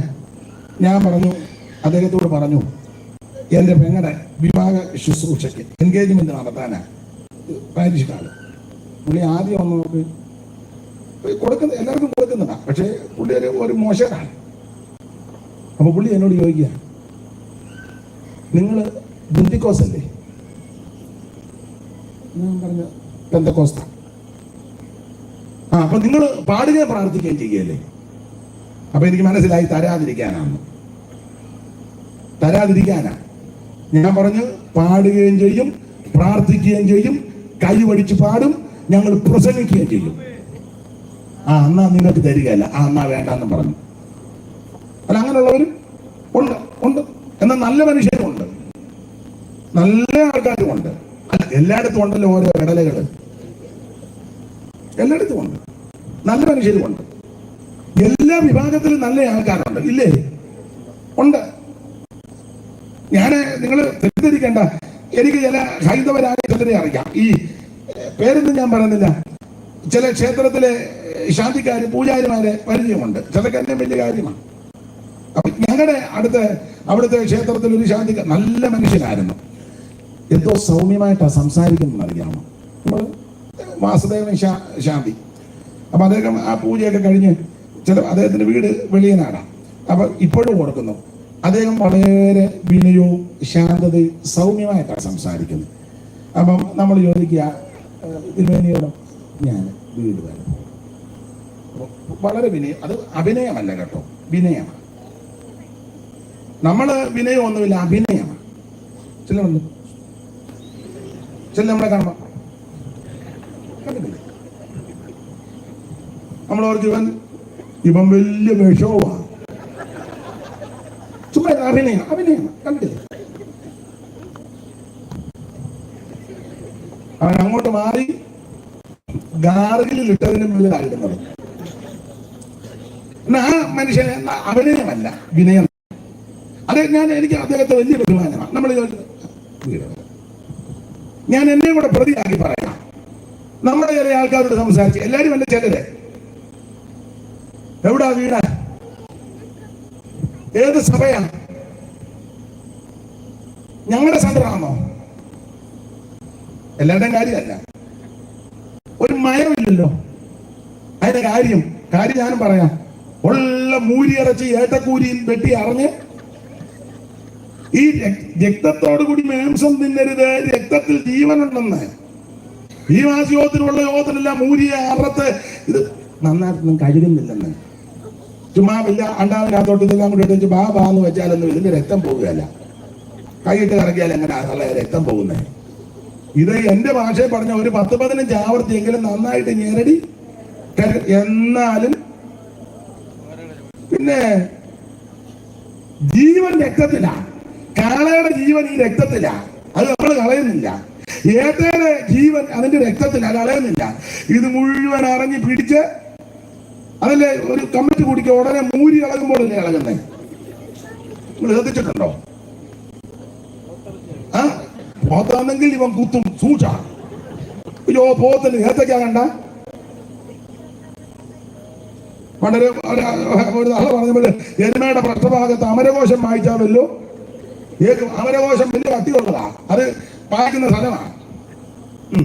ബ്രഹ്മാണ്ടം കോടിടാണ്ടം പ്രകൃതഘടകം തൽപ്പലാണ്ടം തൃണാണ്ടം പണ്ടം പണ്ടം ഇപ്പാരും പണ്ടും എരുമയുടെ പൃഷ്ഠഭാഗത്ത് മഴയൊന്നുമില്ലെന്ന്. അപ്പൊ അകത്തോട്ട് ചെല്ലുന്നതനുസരിച്ച് പ്രകൃതം ഉണ്ടാകും. നിങ്ങൾ ചിലരെ ശ്രദ്ധിച്ച് ആ ശാന്തിക്കാരനായ അങ്ങനെ സംസാരിക്കുന്നത്. കഴിക്കുന്നെല്ലാം ചീരയല്ല, ഓമയ്ക്ക, പാവയ്ക്ക, വഴുതനങ്ങ. വെയിലടിക്കുമ്പോഴേ അത് വാടുന്ന. നമ്മുടെ ആൾക്കാർ പലതും കഴിക്കുന്നത് ഇവിടെ രാത്രി കൊണ്ട് പോത്തിന് നിർത്തി ഒറ്റ അടിതാല അവിടെ കിടക്കുന്ന പോത്ത് അതിൽ ചേച്ചി ഇപ്പൊ അതിന്റെ എല്ലും കൂടെ അങ്ങ് അറങ്ങിരിക്കുക. മയമൊന്നുമില്ല. ഇത് കഴിച്ചെല്ലാം മൂടിയുടെ ഊരാ. അതെ, ഞാൻ ആ ഭാഗം ഒന്നും വിവരിക്കുന്നില്ല. എന്തിനായാലും അധികം വിവരിക്കുന്നേ. ഒരു കാര്യം പറയാം, ഇവർ ആരംഭകാലത്ത് വളരെ തീക്ഷ്ണതയോടുള്ളവരാ. ഇതെല്ലാം വിട്ടച്ച് വരെ ഇറങ്ങി. പക്ഷെ ഇവരുടെ ഒരു ചിന്ത അബദ്ധമായോ? കാരണം നസ്രായ മാർഗത്തിലാണ് വന്നേ. നസ്രായൻ എങ്ങനാ? ഒന്നുമില്ലാത്തവനാ. ദൈവത്തിന് മഹത്വം. നമുക്ക് വേണ്ടി ദരിദ്രനായി തീർന്നവനാ. കയറിക്കിടക്കാൻ ഇടമില്ല, യാത്ര ചെയ്യാൻ വാഹനമില്ല, അവൻ കരം കൊടുക്കാൻ കാശില്ല, അവൻ പാപമടിക്കാൻ നമുക്ക് തുല്യമായി സകലത്തിലും പരീക്ഷിക്കപ്പെട്ട നസ്രയനാകുന്ന യേശു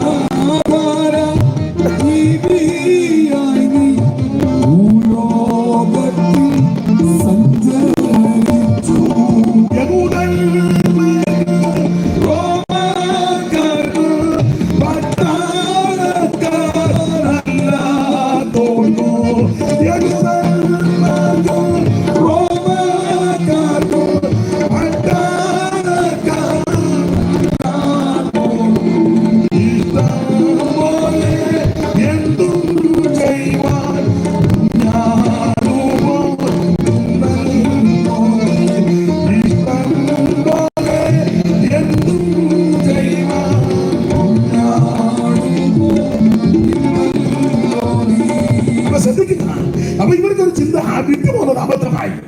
അങ്ങനെയുള്ളവരെ ഉറപ്പിക്കാൻ എഴുതിയ ലേഖനമാണ്. ഇവർ ക്ഷീണിച്ചു. രണ്ട് വാക്യം ഉറപ്പിച്ചല്ലോ. ഒന്ന് മന്ദത, രണ്ട് തളർന്ന കയ്യും കുടഞ്ഞ മുടങ്ങാലും. ഇങ്ങനെ ക്ഷീണിച്ച് അവശതപ്പെട്ടു പോയവരോട് പറയുക, നിങ്ങൾ വിട്ടുപോകുന്നത് അബദ്ധമല്ല, ഉപേക്ഷിച്ചത് മണ്ടത്തരമല്ല, വേണ്ടാന്ന് വെച്ചതൊന്നും മണ്ടത്തരം. ഞാനൊരു കാര്യം ബെന്തിക്കോസിലെ സഹോദരിമാരോട് പറയാം, കുഞ്ഞുഞ്ഞമ്മേ, നീ കമ്മലും മാലയോ ഊരിയോ ഒന്നും മണ്ടത്തരമല്ല. ഇടയ്ക്കിടയ്ക്ക് ഇത്തിരി വേറ്റോ മണ്ടത്തരം ഒന്നും പറഞ്ഞില്ല. ഒന്നാമത്തെ കാര്യം പറയാൻ, കരിഞ്ഞും ഭൂമി നടക്കരുത്. നിന്റെ കൂടെ ഒരു പൂജാൻ പോലും വരികയല്ല. നല്ല തടിപ്പുറത്തെ പേടി പോലെ നീ നടക്കണം. എന്റെ യേശു എന്നെ രക്ഷിച്ചു, എന്റെ ദൈവം എന്നെ വിടുവിച്ചു. ഈ മാർഗത്തിൽ വന്നതായി എനിക്ക് സന്തോഷം. ഇതിനകത്ത് വന്നതായി ഞങ്ങളുടെ കുടുംബം രക്ഷപ്പെട്ടത്. ഈ സന്തോഷത്തോടെ എവിടെയും യേശുവിനെ സാക്ഷിക്കണം. ഒന്നാമത് എനിക്ക് നിങ്ങൾക്ക് നല്ലൊരു ഷെയ്പ്പില്ല. പിന്നെ ഞാനിങ്ങനെ എടുത്തത് ഈ വെള്ളം ഇട്ടതുകൊണ്ട് ഇച്ചിരി എടുപ്പുണ്ടെന്നേ ഉള്ളൂ. നിങ്ങൾ ഇടുകാന്നെ കുറച്ചുകൂടെ നിങ്ങൾക്ക് എടുപ്പ് വന്നേനെ. നമുക്കൊരു നല്ല ഷെയ്പ്പ് ഇല്ല. നിങ്ങളുടെ ഇരിപ്പ് കാണുമ്പോൾ അറിയാം അരിശം കയറിയായിരിക്കുന്നത്. ഞാൻ വന്നപ്പോൾ മുതൽ നോക്കുക, എന്തൊക്കെ കണ്ണാടിയിലും കൂടെ നോക്കിയാൽ അരിശം കയറിയാണെന്ന്. ഷെയ്പ്പില്ല. നിരാശപ്പെടുക നമ്മുടെ ഷെയ്പ്പ് മാറും.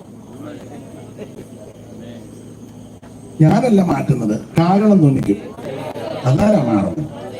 സ്തോത്രം. ഈ ഷെയ്പ്പുകളെല്ലാം അങ്ങ് ഇപ്പൊ ഒരു ചിലപ്പോൾ സന്തോഷം വരുന്നുണ്ട്. സ്തോത്രം. ഈ ഷെയ്പ്പുകളെല്ലാം മാറും. ഒരു പുത്തൻ ശരീരം നമുക്ക് ലഭിക്കും. അതാണ് നമ്മുടെ പ്രത്യാശ. കൊരിന്ത്യർ ലേഖനത്തിൽ പൗലോസ് പറയുന്നല്ലോ, സകല മാംസം ഒരുപോലുള്ള മാംസമല്ല. പക്ഷികളുടെ മാംസം വേറെ, കന്നുകാലികളുടെ മാംസം വേറെ, മത്സ്യങ്ങളുടെ മാംസം വേറെ, മൃഗങ്ങളുടെ മാംസം വേറെ. ഭൗമ ശരീരങ്ങളുമുണ്ട്, സ്വർഗീയ ശരീരങ്ങളുമുണ്ട്. ഭൗമ ശരീരങ്ങളുടെ തേജസ് വേറെ, സ്വർഗീയ ശരീരങ്ങളുടെ തേജസ് വേറെ. സൂര്യന്റെ തേജസ് വേറെ, ചന്ദ്രന്റെ തേജസ് വേറെ, നക്ഷത്രങ്ങളുടെ തേജസ് വേറെ. നക്ഷത്രം തമ്മിൽ തേജസ് കൊണ്ട് ഭേദമുണ്ട്. മരിച്ചവരുടെ പുനരുത്ഥാനം ഔവണ്ണം തന്നെ. അതുകൊണ്ട് ഇന്ന് രാത്രി ഷെയ്പ്പ് കേട്ടാൻ കുറച്ച് നിരാശപ്പെടരുത്. നമ്മുടെ ഷെയ്പ്പെല്ലാം മാറി നല്ല ഷെയ്പ്പോടെ ദൈവത്തെ മഹത്വപ്പെടുത്തുന്ന ഒരു സുദിനമുണ്ട്. ഇവിടെ നമ്മളെ പിരിഞ്ഞു മുന്നപിക്കാം.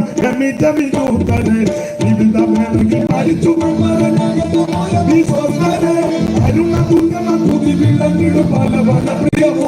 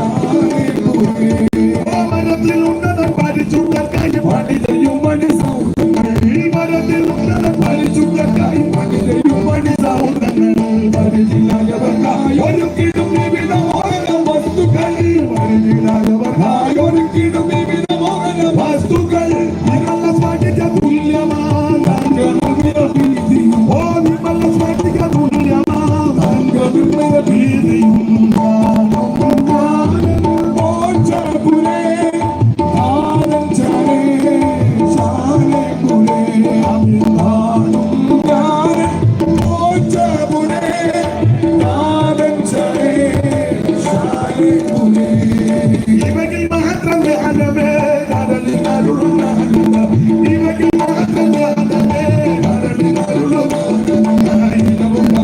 ഇവയെ പറ്റി ഞാൻ പാടും ഗീതസാരം ഇവയെ പറ്റി ഞാൻ പാടും ഗീതസാരം ഓ ഇകത്തെ വിട്ട് ഞാൻ പിരിഞ്ഞ ജേക്കം ഇതുതാനെ എനിക്കാനന്ദം ഇകത്തെ വിട്ട് ഞാൻ പിരിഞ്ഞ ജേക്കം ഇതുതാനെ എനിക്കാനന്ദം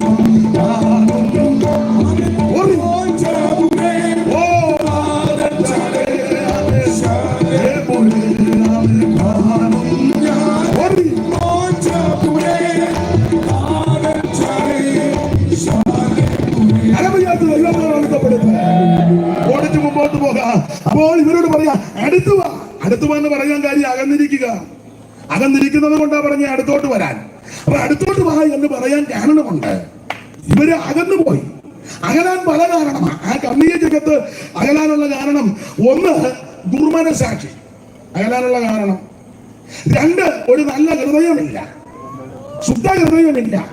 വേറൊരു പദമുണ്ട് ദുർമനസാക്ഷി നീങ്ങുമാണ്. അപ്പം ദുർമനസാക്ഷി അപ്പൊ രണ്ട് കാരണത്താൽ ഇവരാകുന്നു. ഒന്ന് ദുർമനസാക്ഷി, രണ്ട് ശുദ്ധ ഹൃദയവും ഇല്ല. ഞാനൊരു കാര്യം ദൈവമക്കളോടും കേൾക്കുന്നവരോടും കേൾവിക്കാരോടും പറയാം.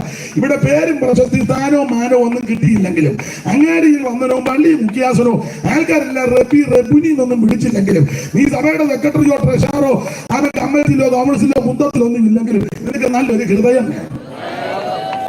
മറ്റുള്ളവരെ കരുതുവാനും ആദരിക്കുവാനും സ്നേഹിപ്പാനും ഒക്കെ ഒരു നല്ല ഹൃദയം ഉണ്ടായിരിക്കണം. ഈ ചിലർക്ക് ഹൃദയമില്ലത് അവരുടെ കുഴപ്പമല്ല. ഹൃദയം കർത്താവിന് കൊടുത്തേച്ചിരിക്കുക. പിന്നെ ഇരിപ്പ് കാണുമ്പോൾ അറിയാം. പക്ഷെ 82 കൊടുത്തതാണ്.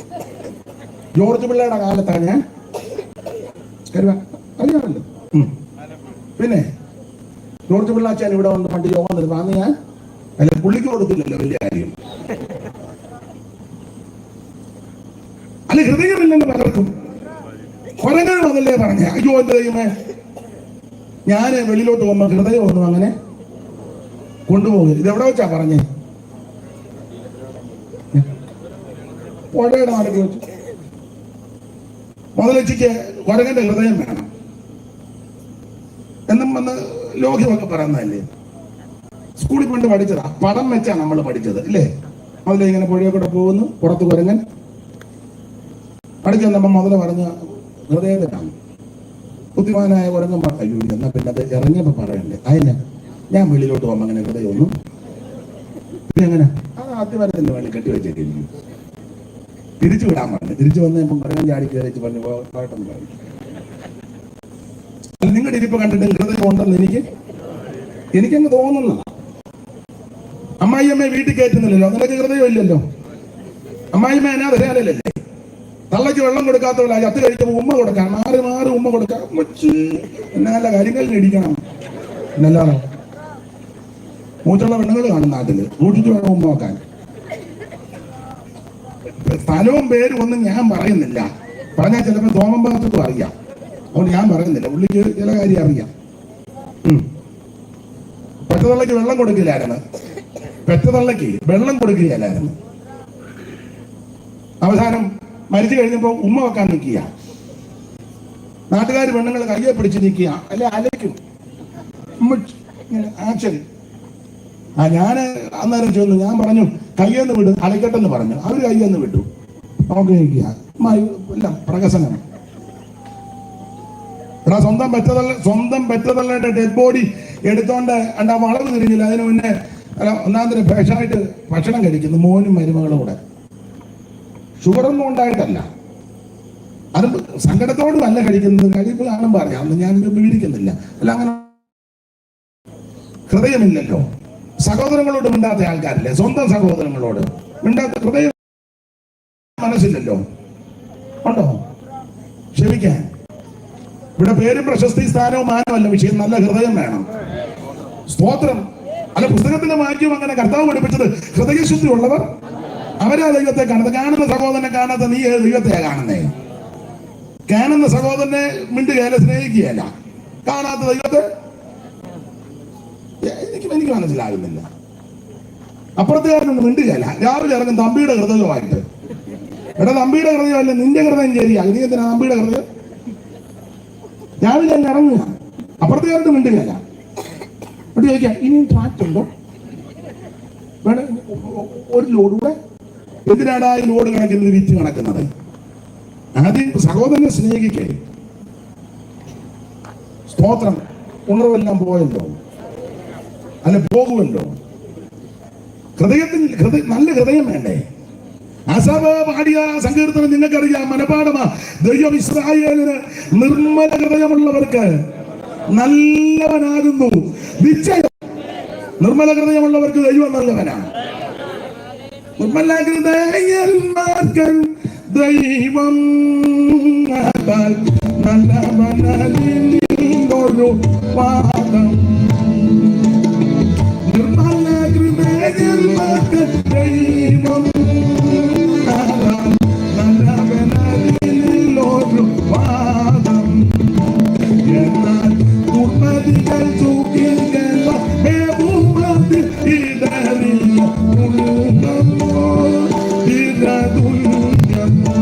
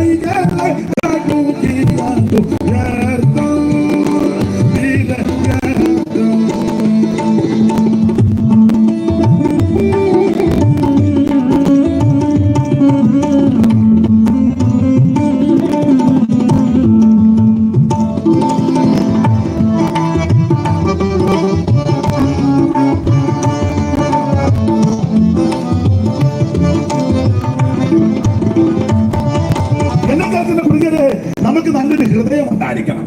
അപ്പൊ ഓടിച്ചു പറയാ, രണ്ട് കാരണത്താൽ ഇവർ അകന്നു പോയി. ഒന്ന്, മനസാക്ഷിയില്ല. രണ്ട്, നല്ല ഹൃദയമില്ല. ഇവർ അകന്നു പോയി. അകത്തോട് അടുത്തു പോവാ. അപ്പൊ അകന്നു നിൽക്കരുത്, മറന്നു നിൽക്കരുത്, ഒളിഞ്ഞു നിൽക്കരുത്, മാറിക്കളയരുത്. ഇന്ന് രാത്രി നിങ്ങൾ അടുത്തു വരണം. അടുത്തു വരാൻ ആഹ്വാനം മുഴക്കുമ്പോൾ അവർ 2-3 കാര്യങ്ങൾ ചൂണ്ടിക്കാണിച്ചാണ് ഇവരെ വിളിക്കുന്നത്. എല്ലാം വിസ്തരിക്കുന്നില്ല. ഒന്ന്, യേശു ക്രിസ്തു തന്റെ ദേഹമെന്ന തിരശീല ചീർത്തി ഒരു പുത്തൻ വഴി ഒരുക്കിയിട്ടുണ്ട്. അതുകൊണ്ട് ഇന്ന് രാത്രി അകന്നു നിൽക്കരുത്, ധൈര്യത്തോടെ നീ അടുത്തു വാ. മനുഷ്യവർഗത്തിന്റെ പാപത്തിന് പരിഹാരം വരുത്തുവാൻ യേശു ക്രിസ്തു തന്റെ ദേഹമെന്ന് ആ തിരശീല ചീന്തി ഒരു പുത്തൻ വഴി ഇന്ന് രാത്രി തന്നെ ഒരുക്കിയിട്ടിരിക്കുകയാണ്. അവിടുത്തെ ശരീരം ഉടുവുചാല് പോലെ മുതുകി നീളത്തെ കീറി മുഖത്തെ രോമമെല്ലാം പിടിതെടുത്തു. മുൾക്കിരിയുടെ ധാരിയായി കണ്ണുവരെ പുറത്തോട്ട് തള്ളി മുഖത്ത് കാർക്കിച്ചു തുപ്പി കണ്ണ് മൂടിക്കെട്ടി അവിടുത്തെ കന്നത്തടിച്ചു, പരിഹസിച്ചു, ആക്ഷേപിച്ചു, അധിക്ഷേപിച്ചു. ആ കുനിയപ്പെട്ട് നിൽക്കുന്ന യേശു ക്രിസ്തുവിന്റെ മുതുകത്ത് കഠോരഹൃദയന്മാരാകുന്ന ദാക്ഷിണ്യമില്ലാത്ത റോമൻ പടയാളികൾ ഈയക്കട്ടയും ഉൾക്കൊളത്തും ചൂണ്ടലും കൂടെ കൂട്ടിക്കെട്ടി കുതിരയുടെ തോല് നാരുനാരായി കീറി അത് പിരിച്ചെടുത്ത ചാട്ട കൊണ്ട് അടിച്ച് ആ ചാട്ട പറിക്കുമ്പോൾ മാംസം ഇരുന്ന് പറഞ്ഞ് അവൻ പ്രവചനാത്മാവിൽ സങ്കീർത്തനക്കാരൻ പറയുക, അവിടുത്തെ മുതുക ഉടമയാൽ പോലെ നീളത്ത് കീറി. കുട്ടനാട്ടുകാരോടും ആ കരുമാറ്റക്കാരോടൊന്നും അവൻ ചാലിരുന്ന കാര്യം ഞാൻ പറയണ്ട. ഉടമയാൽ പോലെ നീളത്ത് കീറി അങ്ങനെ ദേഹമെന്ന തിരശീല ചിന്തി ഒരു പുത്തൻ വഴി ഒരുക്കി ഇട്ടിരിക്കുന്നത് കൊണ്ട് എന്റെ സ്നേഹിത, സുഹൃത്ത്, മാതാവേ, പിതാവേ, അടച്ചു നിൽക്കണ്ട, മടിച്ചു നിൽക്കരുത്. ഇന്ന് രാത്രി നിനക്ക് വേണ്ടിയാ യേശു ഈ പങ്കപ്പാട്ട് സാധിച്ചത്. അകന്നു നിൽക്കരുത്. ഇന്ന് രാത്രി അടുത്തു വാ. ദൈവത്തിന് മഹത്വം, ദൈവത്തിന് മഹത്വം, ദൈവത്തിന് മഹത്വം. ഇന്ന് രാത്രി അടുത്തു വാ. കടന്നു വാ, കടന്നു വാ. യേശു നിന്നെ വിളിക്കുന്നു. കടന്നു വാ, കടന്നു വാ. യേശു നിന്നെ വിളിക്കുന്നു. മാറിടാത്ത യേശുനാഥൻ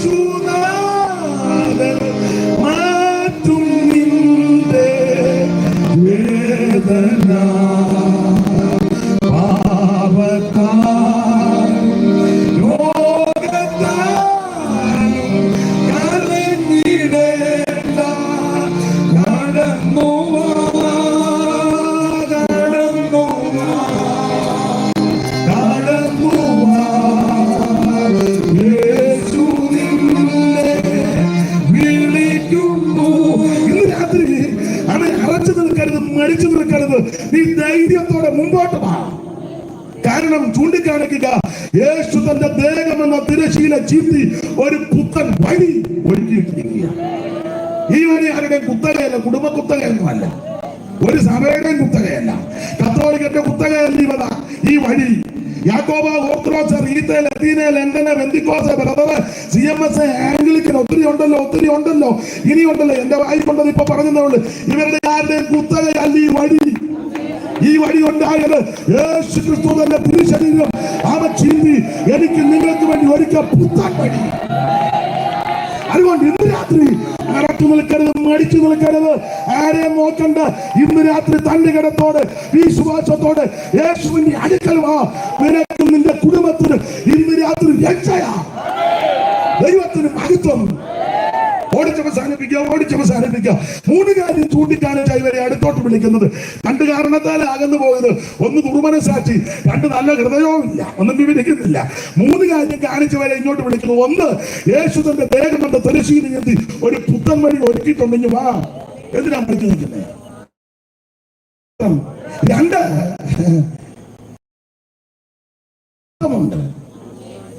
പരിശുദ്ധ രക്തം, യേശുവിന്റെ പരിശുദ്ധ രക്തം. എന്താ ഈ രക്തത്തിന്റെ പ്രത്യേകത? നിന്റെ സകല പാപങ്ങളും പരിഹരിക്കുന്ന രക്തമാണ് യേശുവിന്റെ രക്തം. നിങ്ങളുടെ അകൃത്യങ്ങളിൽ രക്താംബരം പോലെ ഇരുന്നാലും, എത്ര കടിഞ്ഞൂപ്പായിട്ടിരുന്നാലും അത് ഹിമം പോലെ പഞ്ഞി പോലെ വെളുപ്പിക്കുവാൻ പര്യാപ്തമായ പരിശുദ്ധ രക്തമാണ് യേശുവിന്റെ രക്തം. ഈ രക്തം നിനക്ക് ഭാവശാന്തി ഉണ്ടാക്കും. ഈ രക്തം നിനക്ക് രോഗശാന്തി ഉണ്ടാക്കും. ഈ രക്തം നിനക്ക് സമാധാനം നൽകുന്ന രക്തം. ഈ രക്തം വിടുകേറിയ രക്തം. ഇത് പുണ്യാക രക്തം. ഇത് സംസാരിക്കുന്ന രക്തം. ഇത് അക്വത്തന്മാരുടെയും ജാലക്കിടാക്കളുടെയും രക്തവും മലിനപ്പെട്ടവരെ തെളിക്കുന്ന പശുഭസ്മം ജഡിക ശുദ്ധി വരുത്തുമ്പോൾ നിത്യാത്മാവിനാൽ പിതാവാം ദൈവത്തിന് തന്നെ നിഷ്കളങ്കനായി സമർപ്പിച്ച യേശു ക്രിസ്തുവിന്റെ പരിശുദ്ധ രക്തം ആരാധിക്കാൻ നമ്മളെ യോഗ്യരാക്കി തീർത്ത രക്തമാണ്. ഈ രക്തം വിലയേറിയ രക്തമാണ്. ഇത് പുണ്യാക രക്തമാണ്. വെളിപ്പാട് പുസ്തകം പഠിക്കുമ്പോൾ ജയം തരുന്ന രക്തമാണ്. ഇന്ന് രാത്രി പരാജയത്തിന്റെ പടികുടിയിൽ ആരെങ്കിലും എന്നെ കേൾക്കുന്നെങ്കിൽ, സ്നേഹിത, സുഹൃത്തെ, ആത്മകത്തെ, മദ്യപാനം, ലഹരി പദാർത്ഥം നേടിവിടുന്നത്, റെയിൽവേ പാളത്തിൽ തലവെക്കുന്നത്, പരാമർശിക്കുന്നത്, കൂടിച്ചാകുന്ന നല്ല പരിഹാരം യേശുവിലുണ്ട്. ഇന്ന് രാത്രി നീ കടന്നു വാ.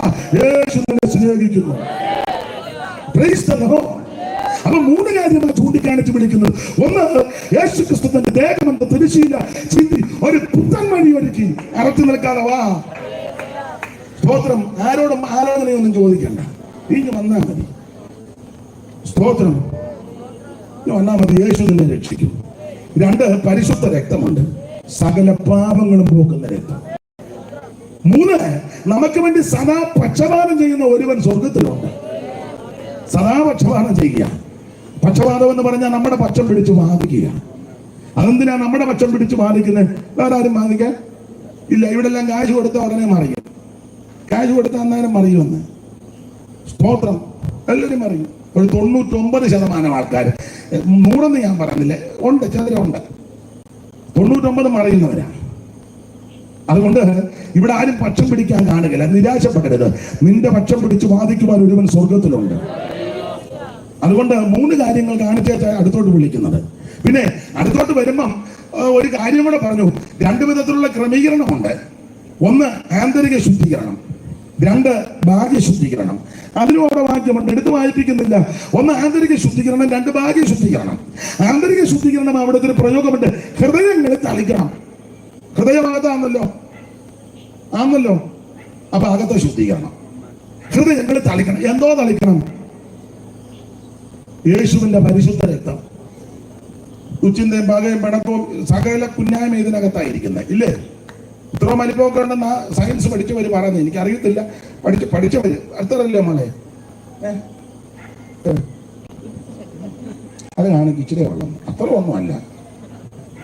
ഇത്ര മലിപ്പം ഉണ്ടെന്നാണ് കാണുന്നത്. ഒരു ചെറിയ ചരിവൊക്കെ ഉണ്ടെന്നാണ്, 4 അറയൊക്കെയാണ് ഞാൻ പറയുന്നത്. പക്ഷെ ഇതിനകത്തില്ലാത്ത നാശക്കൊള്ളി ഇല്ലേ, എന്തെല്ലാം സാധനമാണ്. ഇതെല്ലാം വെച്ചോണ്ട് നമ്മൾ ഈ ഇടയ്ക്കിടയ്ക്ക് കുടയുന്ന ഊറി ഇതെല്ലാം അകത്തിരിപ്പുണ്ട്.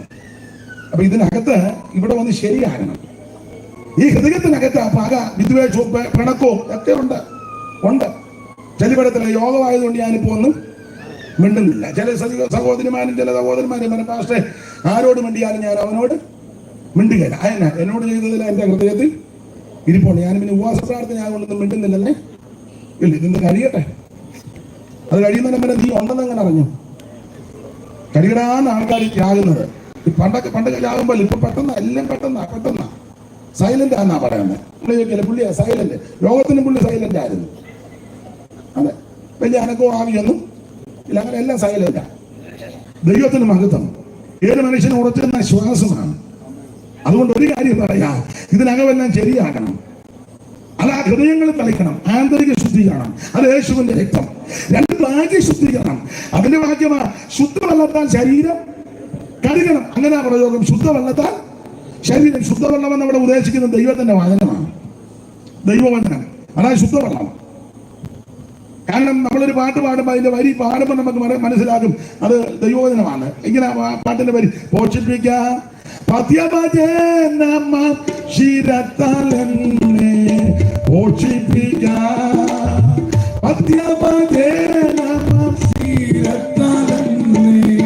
നിർമ്മല തോയം നിത്യം കുടിപ്പിച്ച് നിർമ്മല തോയം നിത്യം കുടി.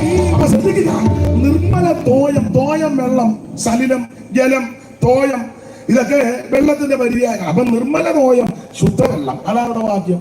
ശുദ്ധവെള്ളത്താൽ ശരീരം കഴുകണം എന്ന് പറഞ്ഞാൽ ആന്തരിക ശുദ്ധീകരണം യേശുവിന്റെ രക്തത്താൽ, ഭാഗ്യ ശുദ്ധീകരണം നിർമ്മലമായ ദൈവത്തിന്റെ വചനത്താൽ. അതുകൊണ്ട് ഞാൻ ദൈവദാസന്മാരോടും കൂടെ കൽപ്പിക്കുകയല്ല, ഒരു ദൈവദാസൻ എന്നുള്ള കൂട്ടുവേലക്കാരൻ, കൂട്ടുമൂപ്പൻ, അതാ നല്ലത്. എന്നാൽ എന്നോട് ചോദിച്ചു എവിടെ ഇരിക്കുന്നെന്ന്. ഞാൻ പറഞ്ഞു ഇരിക്കുന്നില്ല, മിക്കപ്പോഴും പോകാം. അമ്മ ഉദ്ദേശിച്ച വേറെയാണ്. എവിടാ ഇരിക്കുന്നെന്ന് ഞാൻ പറഞ്ഞു ഇല്ല. ഇപ്പോഴല്ല, പണ്ടൊരാള് വന്ന് കൈ വെച്ച് അച്ഛൻ ഇപ്പൊ എവിടാന്ന് ചോദിച്ചു. ഞാൻ പറഞ്ഞു ഇപ്പൊ എവിടാ. എന്നാലും എവിടാ? ഞാൻ പറഞ്ഞു നിന്ന സ്ഥലത്താണ്. അപ്പം എനിക്ക് ചെറിയ ഡൗട്ട്, വലിയ കാര്യത്തില്ല ഇങ്ങോട്ട് വന്നേ. പിന്നെ കണ്ടു കഴിഞ്ഞപ്പോൾ ചെറിയ ഡൗട്ട്. അപ്പം ഞാൻ എന്നോട് ചോദിച്ചു എവിടെ ആകും. ഞാൻ പറഞ്ഞു IPC-ലാണ് വന്നു. അപ്പോൾ പിന്നെ മിണ്ടിയിട്ടേ ഇല്ല. അല്ല, അങ്ങനെയുള്ള ആൾക്കാർ ഉണ്ട്. നമ്മുടെ ആൾക്കാർക്കും ഉണ്ട്. പിന്നെ നമ്മുടെ ആൾക്കാർക്കും ഉണ്ട്. നമ്മൾ ചോദിക്കില്ലേ ഏത് സഭയാ? ചർച്ച പോകണം. സ്തോത്രം. എവിടാ? ഷാരൻ. ഏത് സഭയാ? സ്വതന്ത്ര പെന്തിക്കോസ്ത്. ഏതാ? IPC. തൂക്കേടുകാരുണ്ട്. അതുകൊണ്ട് ഒത്തിരി ഉണ്ട്. ഇതിനകം ക്ലിയർ ആകണം. സഭയും ബോർഡും നോക്കിയല്ല സ്നേഹിക്കേണ്ടത്, ഒരു ദൈവവൈദ്യനാണ് നോക്കണം. തന്നെയല്ല അവൻ സകലരെ ദൈവ സ്നേഹമല്ലേ, അതല്ലേ പഠിപ്പിച്ചേക്കുന്നേ. ആട്ടെ, ഞാൻ വിവരിക്കുന്നില്ല, പെട്ടെന്ന് നിർത്തുക. ദൈവത്തിന് മഹത്വം. രണ്ട് വിധത്തിൽ ശുദ്ധീകരണം. ഒന്ന് ആന്തരിക ശുദ്ധീകരണം, രണ്ട് ഭാഗ്യ ശുദ്ധീകരണം. ഭാഗ്യ ശുദ്ധീകരണം ദൈവത്തിന്റെ വചനത്താലാണ്. ഇങ്ങനെ ശുദ്ധീകരിക്കപ്പെട്ട് അവരോട് പറയാൻ നിങ്ങൾ അടുത്തോട്ട് പോകാം. ആ വന്നവരോടാണ് 32-ാം വാക്യം മുതൽ താഴോട്ടുള്ള ഖണ്ഡികയിൽ 3 കാര്യം ഞാൻ പ്രാരംഭത്തിൽ ഓർപ്പിച്ച് വിവരിക്കുന്നില്ല. 1, പൂർവ്വകാലം ഓർക്കണം. 2, വർത്തമാനകാലം നിങ്ങൾ മനസ്സിലാക്കണം. 3, അവൻ ഭാവികാലം ഓർക്കണം. എന്തോ ആ പൂർവ്വകാലം നിങ്ങളെ ദൈവം നടത്തിയ വിധമൊന്നും മറക്കരുത്. ദൈവം നിങ്ങളെ പുലർത്തിയ വിധമൊന്നും മറക്കരുത്. ഞാൻ പെന്തിക്കോസുകാരോട് പറയാണ്ട്, ഇപ്പൊ 10 പുത്തനും ഒരു ചെറിയ വീടും ഒരു ചെറിയ വണ്ടി അല്പം ചുറ്റുപാട് വായ്പ മിക്കതിന് അഹങ്കാരം ഉണ്ട്. അഹങ്കാരമുണ്ട് എല്ലാവർക്കും. അല്ലെങ്കിൽ ആ പഴയ കാക്കക്കേടൊക്കെ മാറി. ഇപ്പൊ അത് നമ്മൾ ചിലര് ഈ യോഗത്തിനൊക്കെ വന്നിങ്ങനെ ഇരിക്കുമ്പോ നമ്മൾ ഓർക്കും ഒരു പാവം അമ്മാമയൊന്നും പാവമല്ല, തലയുടെ കാശും പുത്തനും ഇല്ലാത്തതുകൊണ്ട് ഇങ്ങനെ പമ്പിയിരിക്കുക. ഇച്ചിരി ഒന്ന് കെട്ടിക്കഴിഞ്ഞാൽ അന്നേരം താനുകാരം. പിന്നെ എത്ര കേസുകള്. നമ്മൾ ചില സഹോദരൻ ഒരു പാവം ഇവൻ പാവമല്ല, ഇവൻ കാട്ടാനയ്ക്ക് ലാട പഠിച്ചവനാ. ഇവൻ പാവമൊന്നുമല്ല. പിന്നെ ഇപ്പൊ ഇവന്റെ ഇച്ചിരി പരുവക്കേടായതുകൊണ്ട് മിണ്ടുന്നില്ല. എന്തിനാ ഇനി മിണ്ടുന്നത്? 9 ആകുന്നു, ഇനി മിണ്ടിയിട്ടും വലിയ കാര്യമൊന്നുമില്ല. മിണ്ടുകാരുന്ന 8:30 മിണ്ടണമായിരുന്നു. നമ്മൾ ഇതിനെ നോക്കുമ്പോൾ അവരുടെ നോട്ടോ ഇരിപ്പും മൂക്കും എന്റെ നാടൻ ഭാഷ എന്ന് പറയും. ആ മുഞ്ഞി മോന്തയും കാണുമ്പോൾ ഓർത്ത് പാവമാണ്. ഇവൻ പാവമൊന്നുമല്ല, ഇവൻ കാളകൂടമാണ്, വിഷത്തിന്റെ നിറകൂടാണ്. നമ്മൾ ഈ പുറമെ നോക്കിയാ വിലയിരുത്തുന്നത്. ദൈവം നമ്മുടെ ഹൃദയമാണ് നോക്കുന്നത്. ആണെന്ന് ദൈവം ഹൃദയമാണ് നോക്കുന്നത്. ഹൃദയത്തിലെ ചിന്തനങ്ങളും ഭാവങ്ങളും ഒക്കെ അവിടെ നിന്ന് നന്നായിട്ട് അറിഞ്ഞുകൊണ്ടിരിക്കുക. ദൈവത്തിന് മഹത്വം ഉണ്ടാകട്ടെ. പൂർവ്വകാലമൊക്കെ ഒന്ന് ഓർക്കണം. ദൈവം നിന്നെ നടത്തിയ വിധം മറക്കരുത്. ദൈവം നിന്നെ പരിപാലിച്ച വിധമൊന്നും നീ മറക്കരുത്. ഒരു നേരം ഭക്ഷണം പോലും ഇല്ലാതെ ഞരങ്ങിയ സമയമുണ്ട്. ഒരു നല്ല വസ്ത്രമില്ലാതെ ഭാരപ്പെട്ട ദിനങ്ങളുണ്ട്. അവൻ ഇന്ന് രാത്രിയിൽ അതെല്ലാം ഓർത്ത് നീ ദൈവത്തിന് മഹത്വം കൊടുക്ക. ഞാന് കൃപയാലെ ഇപ്പോൾ വാഹനത്തിലൊക്കെ യാത്ര ചെയ്യും. ദൈവത്തിന് മഹത്വം. ഉള്ളം തുറന്ന് പറയുക, ഞാൻ പഴയതൊന്നും മറക്കുകയില്ല. ഇടയ്ക്കിടയ്ക്ക് ഞാൻ പ്രസംഗത്തിലും പറയും. എന്നോട് ചിലരൊക്കെ പറയും, ഞാൻ അതൊന്നും പറയില്ല, നാണക്കേടാണ്. ഞാൻ പോടാ നിന്റെ പാട്ടിന്. ഇതൊക്കെ പറയണ്ടേ? പറയണം. കൊച്ചുങ്ങളോടും പറഞ്ഞു കൊടുക്കണം. സ്തോത്രം. 4 മണി വിട്ട് വന്നപ്പോ കഴിക്കാൻ പോലും ഇല്ലാത്ത സമയമൊക്കെ ഉണ്ട്. പിന്നെ അത്താഴം വെച്ച് കഴിഞ്ഞപ്പോഴും ആവശ്യത്തിനൊന്നും ഭക്ഷണം കിട്ടിയില്ല. അനുഭവിച്ചവരൊക്കെ ഇതിനകത്ത് ഇരിപ്പുണ്ട്. ഇപ്പൊ ഇഷ്ടം പോലെ ഉണ്ട്. ഇപ്പൊ കഴിക്കാനും വയ്യ. പണ്ട് പേരൊന്നും ഞാൻ പറയുന്നില്ല, പേര് പറഞ്ഞെന്തിനാ? നിങ്ങൾ ഉദ്ദേശിക്കുന്ന ആളുമല്ല. ഞാനിപ്പോ സംഭവം പറയാൻ നിങ്ങൾ ഓർക്കും ഇത് പുള്ളിയുടെ അല്ലല്ല, നിങ്ങൾ ഉദ്ദേശിച്ച ആളെ അല്ല. അപ്പച്ചന് വളരെ ക്ഷീണമാണെന്ന് പറഞ്ഞ് നമ്മുടെ സഹോദരന്മാര് ബോംബെയിലെ ഒരു 10-15 പേര് ഒരു റൂമിൽ താമസിക്കുക. അപ്പച്ചൻ ഗുജറാത്തിലെ യോഗം കഴിഞ്ഞ് വന്നു. അപ്പം അവിടെ നിന്ന് വിളിച്ചു പറഞ്ഞു, അപ്പച്ചന് അപ്പച്ചന് പനിയുണ്ട്. അപ്പൊ നിങ്ങൾ സഹോദരന്മാര് ഭക്ഷണം കൊടുത്ത് വൈകിട്ട് വിശ്രമിപ്പിച്ചിട്ട് രാവിലെ ഇന്ന സ്ഥലത്തോട്ട് വിടാന്ന് പറഞ്ഞു. അപ്പച്ചൻ വന്നപ്പം സഹോദരന്മാര് തീരുമാനിച്ചു, അയ്യോ അപ്പച്ചൻ പനിയായിട്ട് ഇരിക്കുമ്പോൾ നമ്മൾ മറ്റു ഭക്ഷണം കഴിക്കുന്നത് അപ്പച്ചൻ അത് ബുദ്ധിമുട്ടാണ്. അതുകൊണ്ട് അവരെ ഓട്സ് കാച്ചി എല്ലാവർക്കും കൂടെ 14 പേർക്കും കാച്ചി വെച്ച് ആദ്യം അപ്പച്ചന് പനിയല്ലോ, അപ്പച്ചൻ ആദ്യം കൊടുക്കുക. അപ്പച്ചൻ ആദ്യം കൊടുത്തു. പറഞ്ഞു, മോനെ ഇനിയുണ്ടോ? 14 പേരുടെയും പുള്ളി കുടിച്ചു. അങ്ങനത്തെ അപ്പച്ചന്മാര്. പിന്നെ നിങ്ങൾ ഉദ്ദേശിച്ച അപ്പച്ചനും അല്ല. നിങ്ങൾ ഉദ്ദേശിച്ച അപ്പച്ചനെ വന്ന് എനിക്ക് മനസ്സിലായി. ആ അപ്പച്ചനുമല്ല. ഏതായാലും തീരെ നിർത്താനാ. ഒരു കാര്യം പറയാം, ദൈവത്തിന് മഹത്വം. പൂർവ്വകാലം ഒന്നും മറക്കരുത്. ഇപ്പോഴത്തെ വർത്തമാനകാലം ദൈവം തന്നെ നടത്തുന്ന വിധം മറക്കരുത്. 3 ഭാവികാലം എന്തുവാ? യേശു ഭാവികാലം. ഇനി എത്രയും അല്പകാലം കഴിഞ്ഞിട്ട് വരുവാനുള്ളവൻ വരും. തനിക്കായി കാത്തു നിൽക്കുന്ന വിശുദ്ധന്മാരുടെ രക്ഷയ്ക്ക് പാപം കൂടാതെ യേശു രണ്ടാമത് പ്രത്യക്ഷപ്പെടും. കരമുയർത്തി ദൈവത്തെ സ്തുതിച്ചാട്ടെ. എല്ലാവരും കർത്താവിന് മഹത്വം കൊടുത്താട്ടെ. കർത്താവിന്